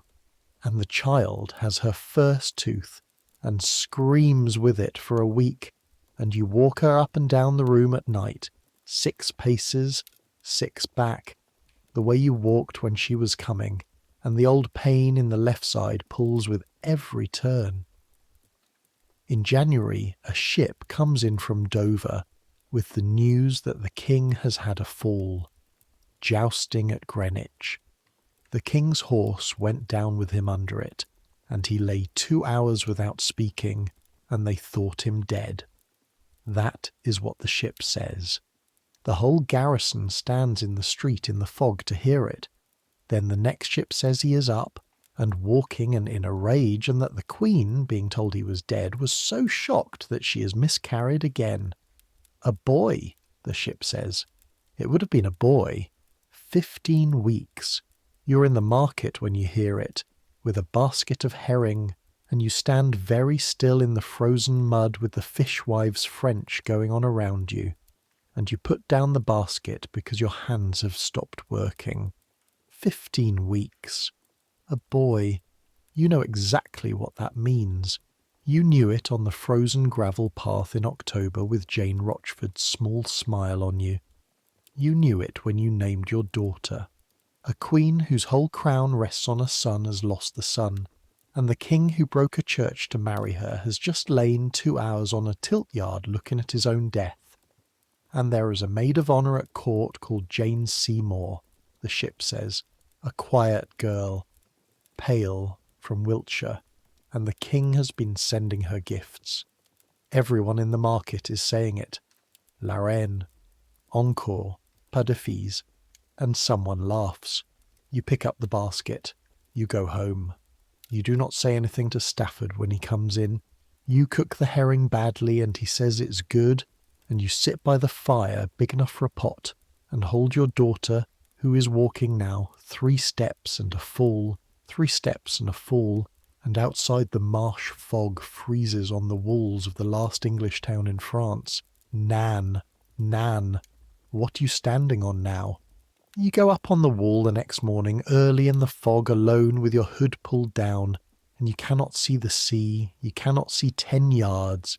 There's only grey and the wet stone and the sound of water somewhere below, and you stand there anyway, facing where England is, and you find that your lips are moving, and you are praying, not for your sister. You do not know what to pray for your sister, but for the boy. Your boy, Henry, 10 years old, in her house. If she goes, what happens to what is hers? Let me take you somewhere else for a moment, because you go there yourself, standing on that wall in the fog. You go back 3 years, to the last time you saw your sister happy. The 1st of June, 1533. Whitsun Eve. Anne's coronation. You were there. You walked in it. That is a thing the histories forget, and you do not, because you remember your feet. The procession went from the Tower to Westminster, through the whole city, 3 miles of it, on a Saturday in the heat, and every street was hung with cloth, and the conduits ran wine, and the guilds stood in their liveries, and the Queen rode in an open litter of white cloth of gold, drawn by 2 palfreys in white damask, with her hair down her back, black to the waist, under a circlet of rubies. 6 months gone with the child everyone was sure would be a son, and she looked, you thought, like something painted on a church wall, not real, too bright, and you walked behind, among the ladies, in crimson velvet that your father had paid for because it would have shamed him not to, with a circlet on your own fair hair, and shoes with soles like paper on cobbles that had been swept and sanded and were still cobbles, and by Cheapside you could feel every stone through them, and by St. Paul's the crimson was black under the arms, and you could smell yourself, sweet and sour under the rosewater, and the crowd, the enormous crowd, packed 6 deep behind the rails, hot, roaring, smelling of beer and sweat and onions, roaring but not cheering. You noticed that. The histories say London was quiet that day, that the people took off their hats because the mayor's men made them and did not shout, "God save the Queen!" that a fool in the crowd called out that they all had scurvy heads and dared not uncover, and it is true. It was quiet. It was the loudest quiet you have ever heard. 10,000 people looking at your sister and thinking a word and not saying it. You saw her hear it. From behind, from the set of her shoulders in the litter. Anne rode 3 miles through that word with her back straight and her chin up and her hands folded on the swell of the child, and by Temple Bar her knuckles were white. Nobody in front could see that. You were behind. You were always behind. The next day, in the Abbey, she was crowned with St. Edward's crown. The crown they use for kings, not the small one for consorts, and anointed on the breast and the head, and sat in the chair, and the whole vast cold stone barn of the place smelled of incense and candle grease, and 600 people in velvet in June, and you stood among the ladies and could not see her face, only the top of the crown, gold, catching the light through the great window, and the Archbishop's hands moving over it. At the banquet afterward in Westminster Hall, she sat alone at the high table under a cloth of estate with 2 countesses standing behind her, holding a napkin and a cloth to hide her face when she spat or wiped, and the king watched from a closet in the wall with the ambassadors, unseen, and 800 dishes came in on a river of gold plate, and you sat at the far end of the 3rd table with the lesser ladies, and ate a pigeon that was cold by the time it reached you, and watched your sister at the top of the world and felt, God help you, proud. She was queen, your sister. The kicking girl from the shared bed at Hever was Queen of England with a king's crown on her head, and then she sent you to the 3rd rank behind the girls in cloth of silver, and took your son, and put you out into the frost. Both of those things are true. You have carried them both for 3 years. You will carry them both to your grave, and there is no way to set one of them down. And standing on the Calais wall in the fog with the wet stone under your hand, you understand that this is the 8th rule, and the one your sister never learned. You can hate someone and want them to live. There is room. There has to be. The fog does not lift. You go down. Spring 1536 comes to Calais with wind and rain, and a stink off the marsh so bad that the garrison surgeon says the town must be smoked with juniper against the plague, and the smell of burning juniper is in everything for a fortnight, in your hair and your daughter's hair and the bread. Stafford is put on the wall at nights. The wool ships come and go. Anne is 14 months old and says 3 words, one of them da, and one of them no, and one of them a thing that might be your name and might be bread. And on the last day of April a ship comes in that has no wool on it. You know something is wrong from the yard. That is how news arrives in a garrison town. Not with a bell. With a change in the sound of the street. The ordinary noise, the carts and the fishwives and the soldiers' boots, does not stop. It goes on, but it goes on differently, faster, and there is a new sound under it, low, of men standing in doorways talking to each other with their heads close. Johanna comes in from the street with an empty basket she went out to fill, and her face is white. There is a ship, she says in her half-French, from the king, not wool, a gentleman. He went straight to the Staple Inn, and the gates are to be shut at noon. At noon, in daylight. Calais does not shut its gates in daylight unless there is an army outside, and there is no army outside. Stafford comes in an hour later with his face closed. Muster, he says, all the garrison, on the sand. The deputy is to speak. What has happened? He looks at you. He looks at the child on your hip. He looks at the door. They say, he says, and stops and starts again. They say the king's musician, Smeaton, the lute player. was taken to Cromwell's house on Sunday and questioned, and on Monday, at Greenwich, at the May tilt, the king got up and left in the middle and rode to Westminster. And on Tuesday morning the Queen was arrested in her chamber and taken to the Tower by water, and Lord Rochford, George, your brother, Rochford, and Norris, and Weston, and Brereton, they are all in the Tower. The charge is—" He stops again. He cannot say it. He is a soldier and has seen men killed, and he cannot say it in front of you. Say it. Adultery. With the Queen. All of them. And Rochford, his voice goes. Rochford is charged with her. With his own sister. They are saying he lay with her. The child on your hip says "Dar." You put her down. Very carefully. On the floor. On the blanket. The way you put down a thing that might break. And you stand up straight and you fold your hands in front of your girdle, right thumb over left, and you do not know why you have done that until you feel your hands shaking against each other and understand that they are the only thing holding you up. George, who fell out of the oak at Hever and laughed all the way home holding his wrist.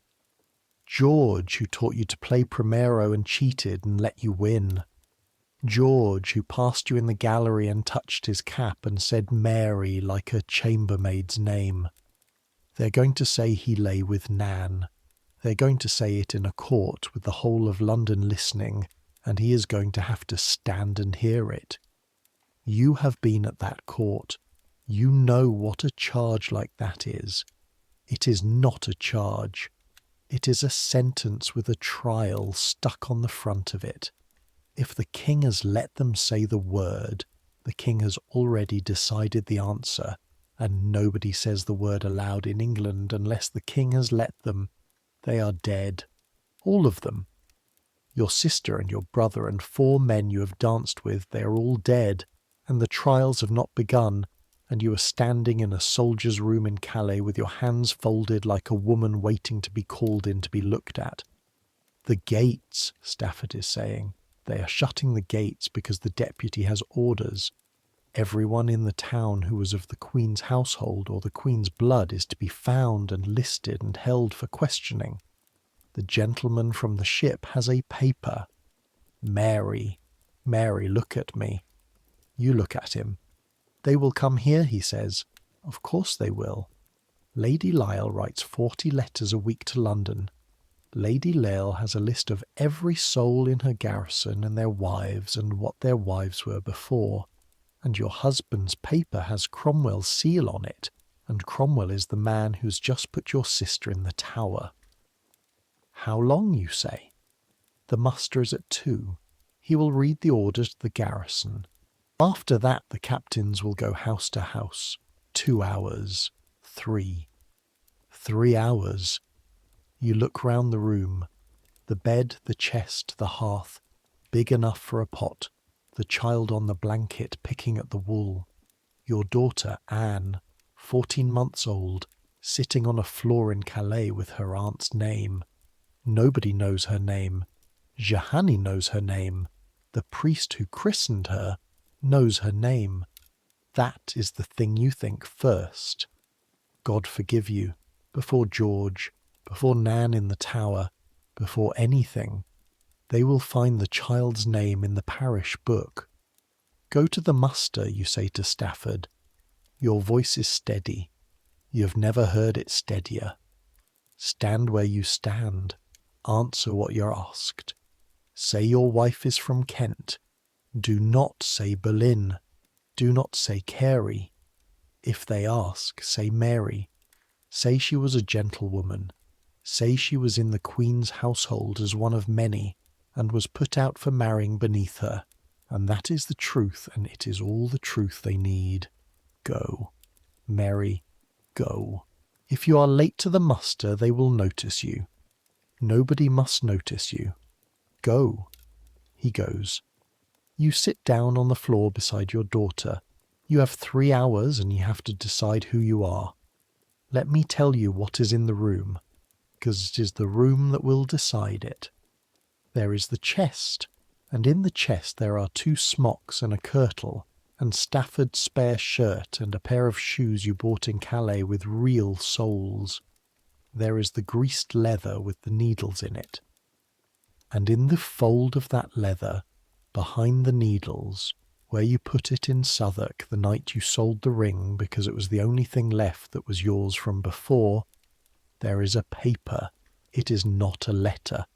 It is smaller than that. It is a scrap torn from the bottom of a sheet, in a girl's hand in French, from Hever, from the summer Anne came home with her French sleeves, and you were nursing Henry, and your hair was falling out. You had gone down to the garden one evening and wept, because you were fat and sour with milk, and your father had looked at you and looked at her, and when you came back up there was this on the pillow: Ma sœur, tu es plus belle que moi, et tu le sais. Doors, N, my sister. You are more beautiful than I am, and you know it. Sleep, N. That is all. That is the only thing your sister ever gave you that was not a place in the 3rd rank. You have carried it 11 years, through Carey's death and the king's weather and the frost and the chandler's room and the sea. It is soft as cloth now from folding, and the ink has gone brown, and the N has nearly rubbed away. And in 3 hours, a captain with the paper is going to come through that door and open the chest. You take it out. You unfold it on your knee. The child looks at it and reaches for it, and you move it away, and she says, "No," her word, and you say, "No," back, and she laughs. Ma sœur, a captain would not read French. Lady Leal would. Cromwell's gentleman would. Anyone who read it would know at once whose hand it was, and whose sister you were, and in a week this scrap would be in London, in a room with your name in it, and your husband's name, and the child's. You sit with it on your knee for a long time. The child plays. The juniper smoke is in the air. Somewhere out on the sand the garrison is forming up, and a fat old man with a bastard's claim to a king's blood is clearing his throat to read them a paper that says the Queen of England is a whore. You're more beautiful than I am, and you know it. You get up. You go to the hearth. The fire is low, just embers under the pot. You put the paper on the embers. It does not catch at once. It is too soft, too damp from your hands. It lies there and goes brown at one corner and curls slowly like a leaf, and then a thread of flame comes up through the end and takes it, and for 1 second you can see the whole line lit from behind, ma sœur, and then it is black, and then it is nothing, a curl of grey ash that a breath would scatter. You breathe on it. It scatters. That is the 9th rule, and it is the one that costs you the most. To be nobody, you have to burn the proof that you were ever somebody. All of it, even the part that was kind. You go back and sit down by your daughter. You pick her up. She's heavy now, a solid weight against the ache in your side, and she puts her hand flat on your face the way your mother did, and you hold her, and you wait for the door. They come at 4. Not Lady Lyle's gentleman, not Cromwell's. A captain, you know, Stafford's own captain. A decent grey-haired man called Wheathill with a Calais accent and a bad knee, and a clerk with a list, and they stand in the doorway and do not come in, which is a courtesy you notice, and Wheathill takes off his cap. Mistress Stafford. Captain. You will have heard. I have heard something. My husband went to the muster. Aye, he stood well. A pause. The clerk is looking at the room, at the chest, at the hearth, at the child on your hip. I am to ask every wife in my company where she was before she was wed, and to write it down. It is the king's order. I am sorry for it. There is nothing to be sorry for, Captain. Ask, he asks. You answer. You were born in Kent. You were a gentlewoman. You were a widow before you married Stafford. You served in the Queen's household as one of her ladies for a time, as many did, and were dismissed for marrying without leave, and came here with your husband upon his appointment a year since. You have had no letter from England in that time. You have written none. Your name before you were wed. Here it is, the whole of it. Wheatil's tired grey eyes on you, and the clerk's pen stopped over the paper. You could say Carey. It is true. It is even in law the name you had before Stafford.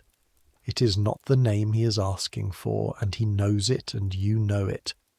Carey, you say, widow of William Carey, gentleman of the Privy Chamber, who died of the sweat in the year 28. The clerk writes. Wheatil looks at you for a moment longer. He is a garrison captain. He has been in Calais 20 years. He knows exactly who was the king's mistress before the Queen was, and what her name was, because everyone in England knows that, and he is looking at a woman in a wool kirtle with a labourer's hands and a child on her hip, and he is deciding. Carey, he says. Aye, I knew a Carey. Good family. He puts his cap back on. Keep within doors tonight, mistress. There's to be no one abroad after the gun. Thank you, Captain. He goes. The clerk goes. The door shuts. You stand in the middle of the room, and you do not fold your hands because there is no one to fold them for, and the child says, "Dar," and you say, "Not yet, love, not yet." And outside the juniper smoke drifts down the street toward the sea. Wheatil's list goes to the Staple Inn that night. It has 40 names on it. One of them is Mary Stafford, born Carey, gentlewoman, formerly of the Queen's household, dismissed. It is not the name the King's gentleman is looking for, and he is looking for a great many other things that week, and it is a common enough name in a list of 40, and it is not underlined. You do not know that. You will not know it for years. What you know is that the gun goes at dusk and the gates are shut, and Stafford comes home and sits on the bed with his head in his hands and says that the deputy read the paper aloud to 800 men on the sand, and half of them laughed, and that he stood in his rank with his face still and did not, and that one of the sergeants said afterward that the Boleyn bitch had it coming, and that the king should have had the whole litter drowned, and that he, Stafford, said nothing and walked home. I said nothing, he says into his hands. That was right. It was not right. It was... He looks up. You burned something. There is ash on the hearth. Yes. What? You tell him. You tell him what it said. And your husband, the soldier with the broken nose and the surprised eyebrow, who has never read a French book in his life, sits on the edge of the bed in Calais and puts his rope-burned hand over his eyes and weeps for a scrap of paper he never saw, and for you. And you understand that he has finally understood what you have done to survive, and that it is worse than anything he has ever done with a pike. You sit down beside him. The bed sags in the middle and rolls you together. You put your daughter between you, and she says no, and goes to sleep. Outside, the last English town in France lies shut against the dark, and across the water in the Tower of London, in the same room she slept in the night before her coronation, your sister is being watched by women who write down everything she says. The next 3 weeks are the longest of your life, and nothing happens in them, and that is what makes them long. The gates open again after 2 days. The wool ships come back. The juniper smoke fades. The garrison drills on the sand, and Stafford stands on the wall at night and comes home grey, and eats and sleeps, and you wash shirts in Johanni's trough with the wooden bat and the grey soap, and every ship that comes in from Dover is a fist closing in your chest, and you go to the market and stand among the fishwives and listen. That is all you can do. Listen. You cannot ask. A soldier's wife who asks too closely after the Queen's trial, is a soldier's wife who is remembered, and Whithill's list is at the Staple Inn with your name on it, and a name on a list can be underlined at any hour.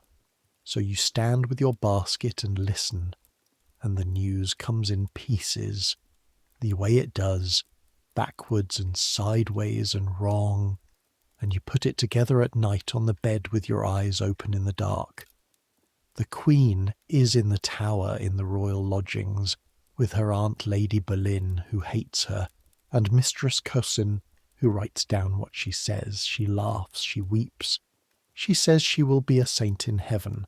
She asks whether she will die without justice, and is told that the poorest subject of the king has justice, and laughs again. Smeaton has confessed. Under what, nobody says.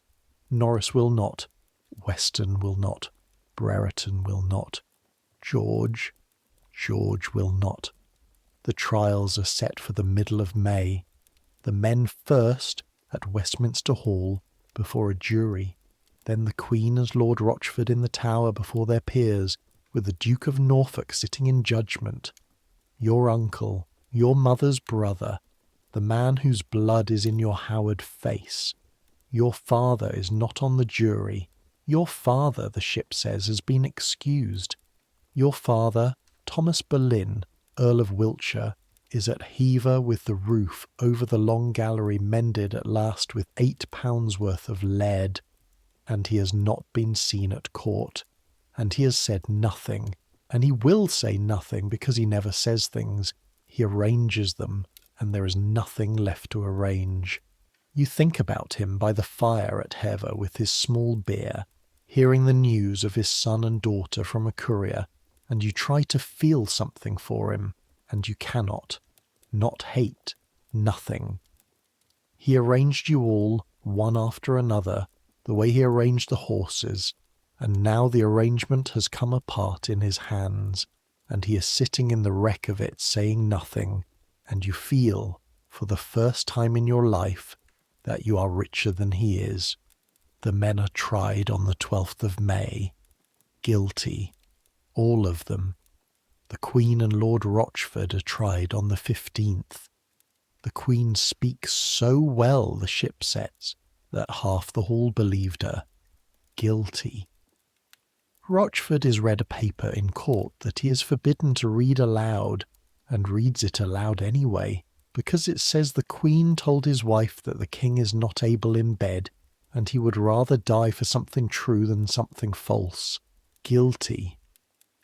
Norfolk weeps as he passes sentence on his niece. To be burned or beheaded at the king's pleasure. Burned or beheaded. You're in the market when you hear that, and you go home, and you're sick in Johanna's yard, and Johanna holds your hair. On the 17th of May, on Tower Hill, in front of a crowd, the 5 men are beheaded. George first, because he is the highest. He makes a speech. He tells the crowd he is a sinner and deserves death, but not, he says, for what he has been charged with, and asks them to pray for him, and kneels. The ship says the axe took 1 stroke. You knew it would. You knew it when he fell out of the oak and laughed. George would do it well. And on the 19th of May, at 9 in the morning, on a scaffold in the Tower, on the green inside the walls, with 1,000 people watching, your sister, the Queen of England, wearing a grey damask gown and a red petticoat, makes a short speech in which she praises the king as a gentle and sovereign lord, and takes off her hood and puts on a linen cap, and kneels upright in the straw, because there is no block, because it is not to be the axe, it is to be the sword, and the sword is from Calais. Let me say that again, because you did not know it until the ship said it, and when the ship said it you had to put down the basket in the mud and hold on to the fishwife's stall with both hands. The king sent to Calais for a swordsman, a Frenchman from Saint-Omer, who does it the French way, with a 2-handed sword, standing, kneeling, 1 stroke, no block. He was sent for before the trial, before the verdict. while you were burning a scrap of paper on your hearth, and Wethill was taking off his cap in your doorway, a man with a long sword wrapped in cloth was walking through the lantern gate of this town, past your street, down to the harbour, and taking ship for England to kill your sister, and the king had already paid his fee, £23, 6 shillings, 8 pence. That is what the account says.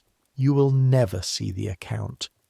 But someone kept it, because someone always keeps the account, and I have seen it, and I am telling you. He came from here. He walked past your door. You stand in the mud of the Calais market with the herring smell and the shouting and the wind off the sea, and you understand that the world is not large. You had thought on the wall in the fog that you had gone to its edge. There is no edge. The same road that took you out of Greenwich took the swordsman in. She knelt, the ship says, upright, in the straw. Her women took away the hood. She kept looking behind her, over her shoulder, because she thought the stroke would come from there.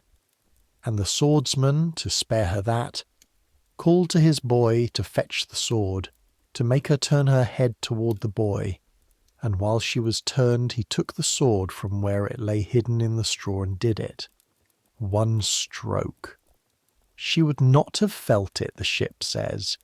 It was very quick. The head was wrapped in a white cloth by her women, and the body was put in an arrow chest, because there was no coffin. Nobody had thought to order a coffin, and it was buried in the chapel inside the tower before noon, under the floor with no stone. No stone. You walk home. You do not remember walking. You're in the room with the child asleep and the fire low and Stafford not yet back from the wall, and you're sitting on the floor with your back against the chest, and your hands are in your lap, not folded, open, palms up, the rope scar white across the right one, and you are looking at them. These hands laced her into her wedding gown. You had forgotten that. The morning of the wedding at Whitehall, in secret in January of 33, there were so few people that you were sent for to do the laces, and you did them, your sister's back under your hands, the small bones of her spine through the linen, and she said, not turning round, "Tighter, Mary, for God's sake, I am not a cow." And you laughed, and she laughed, and it was the last time. No stone. Anne Boleyn was crowned with a crown of kings and anointed on the breast, and rode through London on a white litter with her hair to her waist, and she is under a floor in the tower in a box made for arrows with nothing on top of her, and you are alive in Calais with a labourer's hands and a child asleep on a blanket, and it is because she put you out into the frost. She made you nothing. And nothing is the only thing in that whole family that the king forgot to kill. You do not weep, not then. You sit against the chest with your open hands, and you say her name once, aloud. The real one, the one from the shared bed at Havre. Nan. The fire settles. That night, and I want you to feel this because it is where the story turns, you lie in the sagging bed with Stafford asleep against your back and the child asleep in the crook of your arm, and you wait for the grief. And it does not come the way you expect it. It comes as something else. It comes as the dark room and the weight of the child and the warmth of the man and the sound of the sea over the wall. All of it, all at once, pressing on you, and you understand that you are the only one left. Not the only Boleyn. There is your father at Havre and your mother in the garden, and your daughter Catherine somewhere in the wreck of the Queen's household, and your son Henry in a house you have never seen.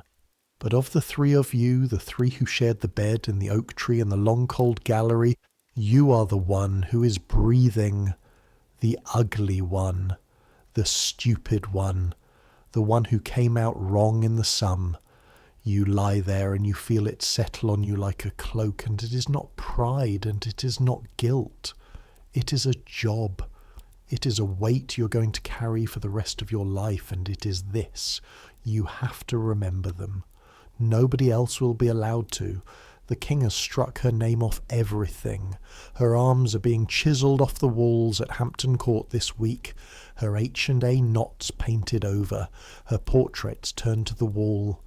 In a year, it will be as if she never lived, and you're the only person in England who knows that she kicked in her sleep and cried when the roof leaked and left a scrap of paper on a pillow in French.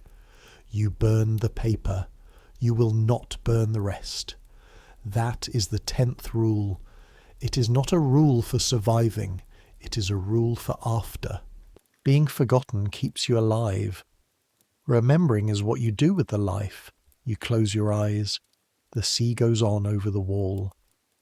11 days after your sister's head came off, the king marries Jane Seymour, quietly at Whitehall. The court is in white by June. The ships bring it in with the wool, and the fishwives shrug and go on gutting herring, and the world does not end. And that is the thing nobody warned you about, that after the worst thing the world simply goes on, and you have to go on in it. So you go on. Summer in Calais again. The sand, the drills, the sweat-black shirts. Nobody comes to your door. Wheathill's list lies at the Staple Inn under 40 other lists, and Lady Leal writes her 40 letters a week about quails and marriages and the price of a good hood. And if she ever wrote one about the widow Carey and her garrison, it did not survive, or it did not matter, which in the end is the same thing. You wait for the hand on the shoulder all that year, it does not come. Your mother writes, once. A short letter in her own hand, which shakes now, that says nothing about your sister or your brother and everything about the garden, and at the end says only, God keep you and the little one, and you sit with that on your knee in Jan's yard with the washing going on the line, and you know she knows the child's name, because there is no other way she would write the little one in that voice, and you fold the letter and put it in the greased leather with the needles, and it stays there. That one you do not burn. Your mother dies in the spring of 38 at Lambeth, in her brother's house, of a long illness nobody named, and you hear it from a ship a month late, and you go up on the wall in the wind and stand with your face to England for an hour and come down and cook badly, and Stafford eats it and says it is good. Your father dies the year after, March of 39, at Hever, alone, the ship says, in the great hall where he told you to lie in your gutter. He had been to court in the end. He had sat at Jane Seymour's christening feast for the new prince, and carried a taper, an old man in black with a son and a daughter under tower floors. And the king had spoken to him kindly because the king could afford to. He's buried in the church at Hever under a brass with his garter robes on, and his face turned up to the roof. He got a stone. And with his death, something happens that nobody expects, least of all you.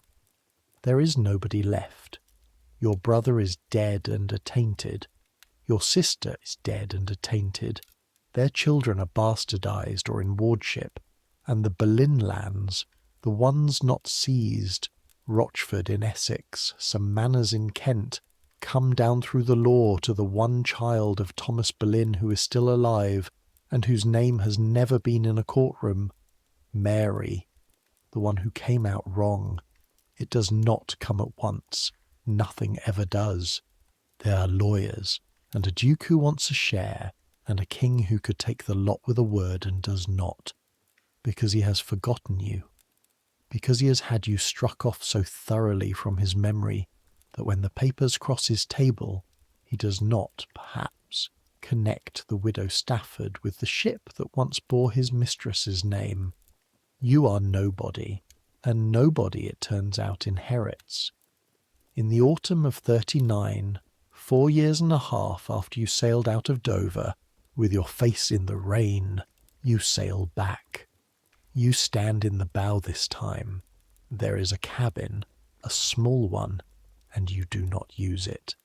You stand in the wind with your daughter beside you, holding the rail with both hands, 4 years old and furious at the spray, and Stafford behind you with his hand on your shoulder, and the white of Dover comes up out of the sea slowly, the way Calais came up out of it 6 years ago, a grey tooth then, and a white wall now, 4 years and a lifetime later, and you do not weep, and you do not fold your hands.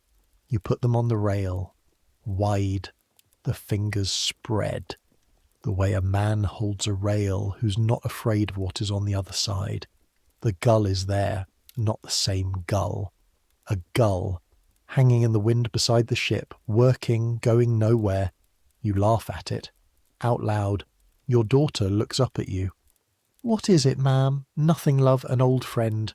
And Rochford Hall is a red brick house on the edge of the Essex marshes, where the Crouch and the Roach go out into the sea between mud banks that stink at low water and shine at high, and the wind never stops, and the sky is the biggest sky in England, and it is yours, not the king's gift, not your father's grudging coin, not your sister's charity, yours, by law, by blood, by the plain arithmetic of having been the only one left standing when the sum came out. You walk through it the first evening with a candle, a wax one, real wax, and you touch the walls. Brick, cool, rough under your labourer's palm. There is a hall with a hearth you could stand a horse in. There is a chamber upstairs with a window that looks east over the marsh to where the sea is, and you stand there a long time with the candle going sideways in the draught, and you think, I could see France from here, on a clear day, if I stood on the roof. You do not go up on the roof. There is no need. You've been on enough walls. Catherine comes to you. Your eldest. She is 15, nearly 16, and she has your face, the round fair Howard face, and she has been a maid of honour to 2 queens since you last saw her, and she knows more about the court than you ever did, and less about anything else. She stands in the hall at Rochford in a gown that cost more than the house, and looks at your hands and does not say anything, and then she comes and puts her arms round you, and you smell the orange water on her, from Seville, at a cost that would keep a soldier in bread for a year, and you hold her, and you think, she got out. She got out of it with her head on, and her name clean. Good. She marries a man called Knollys within the year, a decent man, a Protestant, quiet. You see him do the sum when he looks at her, and you see the sum come out to love, and you stand at the back of the church in Rochford with your hands not folded, and watch your daughter go up the aisle, and you think of Whitsun Eve and a white litter and a crowd not cheering, and you think, this is better. Nobody's looking. This is better. Henry you see once. Your son, 13, tall as your father with your face on top of it, and the king's shoulders, or Carey's shoulders, or nobody's. It does not matter. He rides down to Rochford with 2 servants, and sits at your table and is polite to you, and calls you madam and calls Stafford sir, and eats what you've cooked, which is better now, Jahan taught you, and rides away in the morning to the house where he was raised, and you stand at the door and watch him go down the causeway between the mud banks with the gulls turning over him. He does not know you. Why would he? He was 2 when they took him, and your sister raised him to be a courtier, and he is 1, and he will be a good one, and he will live a long life and be a baron and stand at his cousin's coronation 40 years from now, and never once, in all of it, say aloud who his mother was. That is what you bought him. With the 3rd rank, and the frost, and the chandler's room and the wall. A life where nobody looks. You go in and shut the door. The years at Rochford are the shortest of your life, and I am going to let them be short. because you would want that. You walk. That is what you do now. Every morning, early before the house is up, you go out through the kitchen court and along the causeway to the seawall, a bank of turf and old timber that keeps the marsh from the tide, and you climb it, and you stand on top. It is the only high place for miles, perhaps 12 feet. Enough. From the top of the seawall at Rochford you can see the whole flat world, the mud banks going out silver in the dawn, the channels between them winking, the far grey line where the water becomes the sky, and behind you the red house, with smoke starting from its chimneys, and the church, and the fields, and nothing else. No palace, no wall, no gate, just the wind and the birds. The birds are the thing, thousands of them. Waders with legs like twigs, running at the water's edge. Geese in ragged lines going over so high you hear them before you see them. And gulls, always gulls, hanging in the wind over the seawall, working, going nowhere, and you stand among them with your hood down and your hair blowing. Grey now, quite grey, and your hands in the pockets of a plain wool gown, and nobody in the world knows where you are.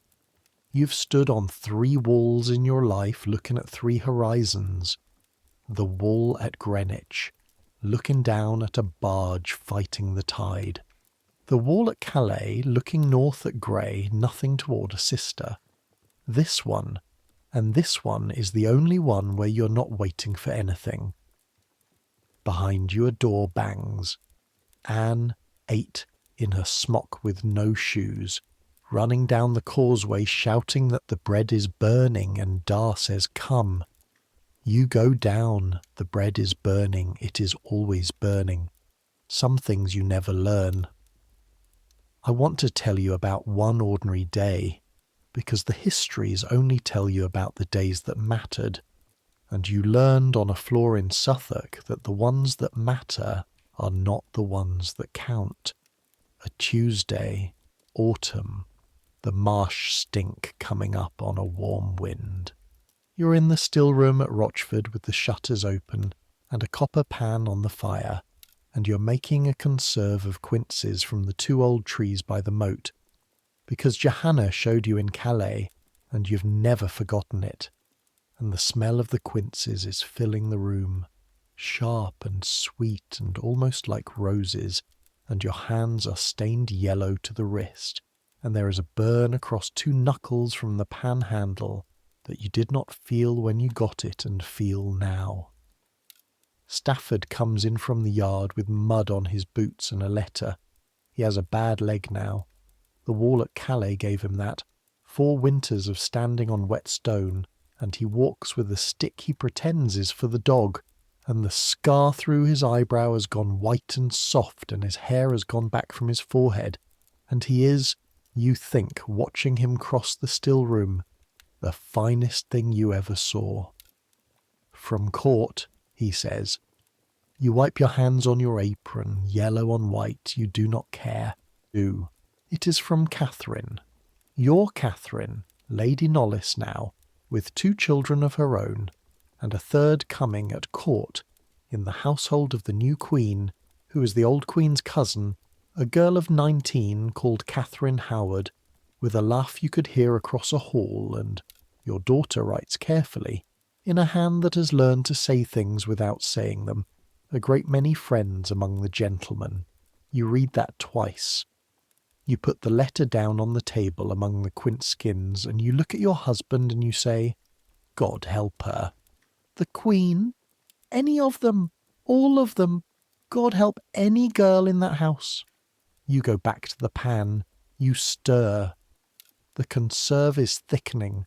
You can feel it in the resistance of the spoon, the way it drags now where it slid before, and you know without looking that it is nearly done.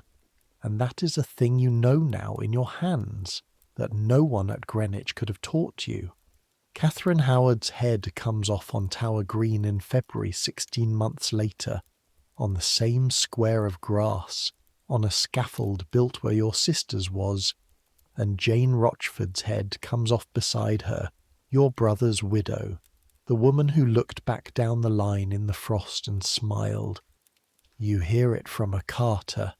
You're on the sea-wall when he tells you. You stand there a long time with the geese going over. You do not feel triumph.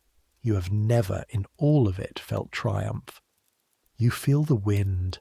You feel more and more that you're standing on a very thin piece of ground, at the edge of a great deal of water, and that you have been standing on it your whole life, and that the only difference between you and all the others is that you knew.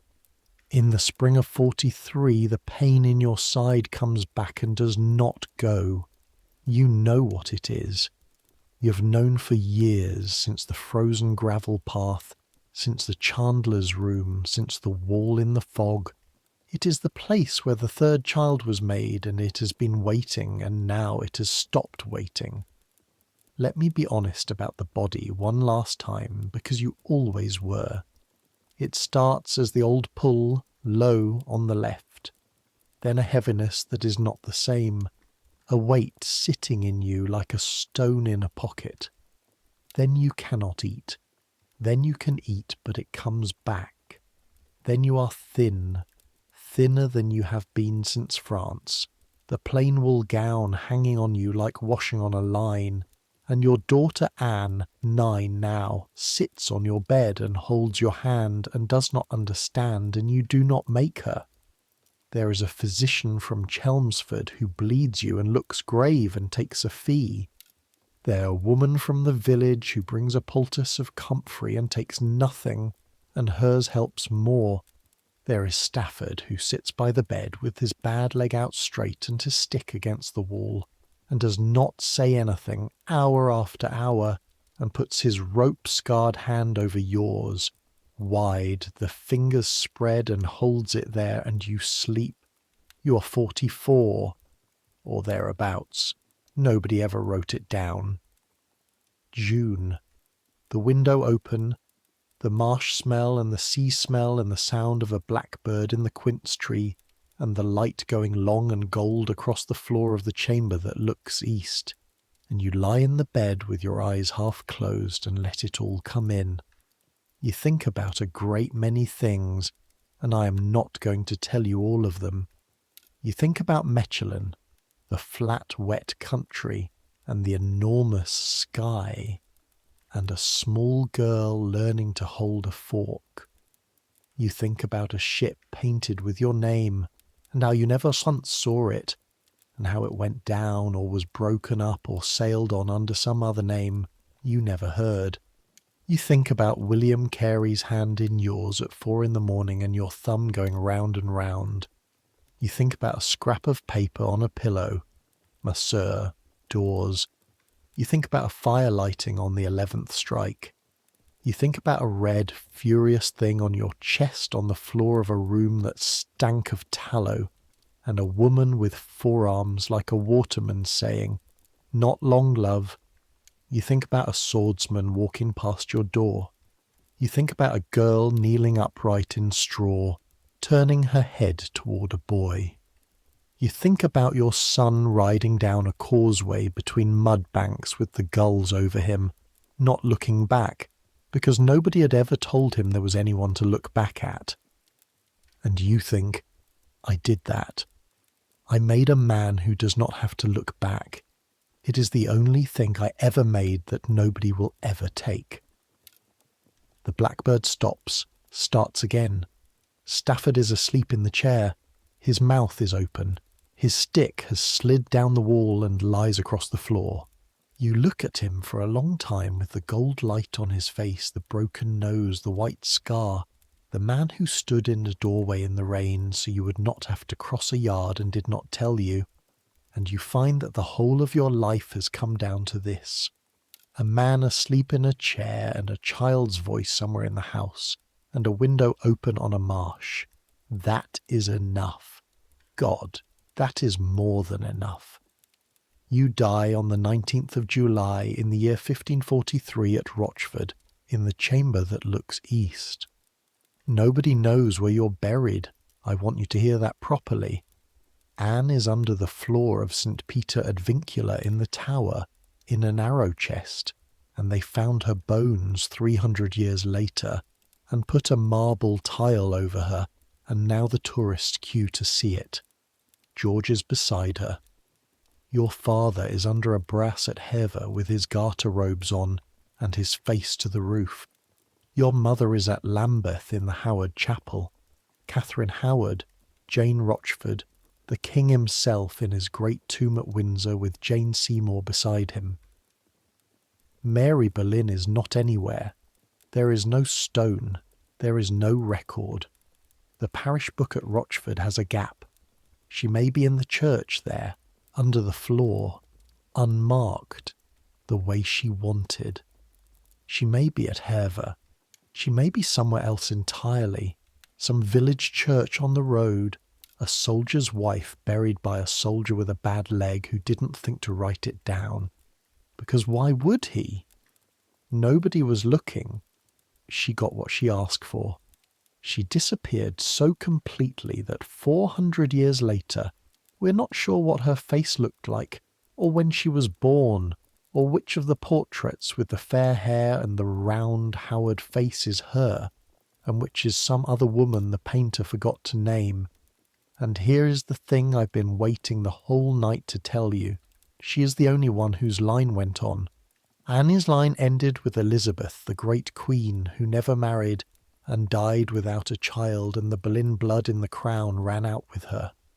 George had no children. The Boleyn name died with Thomas at Hever under his brass, but Mary's Catherine had 14 children, and Mary's Henry had 12, and they married, and their children married, and their children's children, and within 3 generations half the great houses of England had a Carey grandmother somewhere in the cupboard, and within 10 there was hardly a titled family in the country that did not, and the line went down and down and down through the centuries like water, finding the low places, unremarked, unstopped, until it reached a girl called Elizabeth Bowes-Lyon, who married a Duke of York and became the mother of a queen. Elizabeth II, the one who reigned for 70 years. She was Mary Boleyn's descendant, not Anne's, Mary's, the ugly one, the stupid one, the one who came out wrong in the sum. Every time you saw that old woman in a headscarf with the corgis, you were looking at what happens when nobody's looking. The Blackbird has stopped now. Centuries will pass. Greenwich Palace will be pulled down and built again and become a hospital for old sailors and then a museum, and tourists will walk on the place where the third rank stood without knowing it was ever a place. Calais will be lost 15 years after you die to a French army in a week in January, and the last deputy will be ridden out of the Lantern Gate in the snow, and Queen Mary, the king's elder daughter, will say that when she dies they will find Calais written on her heart. The tower will keep its floor, the marble tile will go down, the queues will form, Rochford Hall will burn and be rebuilt and become a farmhouse and become a golf club, and men in soft shoes will walk across the place where the still room was, where the quinces were, and not smell them.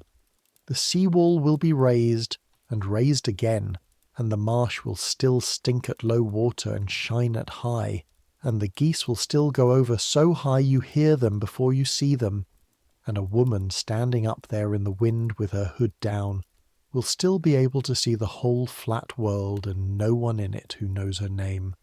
But people will still lie in the dark, still wait for a door to open, still fold their hands, right thumb over left, and hold their breath, and count the ticks of some clock beyond some wall, and wonder if the thing they are hiding can be seen. Some things don't change. The fear of being looked at, the relief of not being, the way a body knows a thing before the mind does, in the knuckles, in the low left side, the plain animal hunger to be somewhere no one is guarding, that does not change. And the need at the end of the day, when the counting is done and the bread is burnt and the letter has been read twice and put down among the quint skins, to lie back and let it go and be nobody for a few hours in the dark. That does not change either. So let it come. Let it come the way it came to a woman in a red brick house on the edge of a marsh, with the window open and the light going gold and a man asleep in a chair. Let the room go dark. Let the hands unfold. Nobody is looking. Nobody is looking. Nobody is looking. Let the breath you've been holding, the one you did not know you were holding, go out through the nose, slowly, the way you were taught, and do not take another until it comes on its own. Let the clock beyond the wall say tock, and nothing, and tock, and stop counting. Let the wall fade, let the wind quiet. Let the gull tip its wing and go downwind so fast it is like a thing thrown, and do not follow it. You are warm enough, you are fed enough, you are safe enough. You have a roof and a bed that sags in the middle, and someone breathing beside you, or the memory of someone which at this hour is the same. That is more than she had for a long time. That is enough. Tomorrow there will be the bread. Tomorrow there will be the water and the fire and the letter and the sum that someone somewhere is doing with your name in it. Tomorrow. But that's tomorrow. Right now there is just this. The dark and the marsh smell coming in at the window, and the blackbird gone quiet, and a woman nobody remembered lying very still in a house nobody guards, with her hands open on the sheet. Sleep, sister. You are more beautiful than they knew, and you knew it. Good night.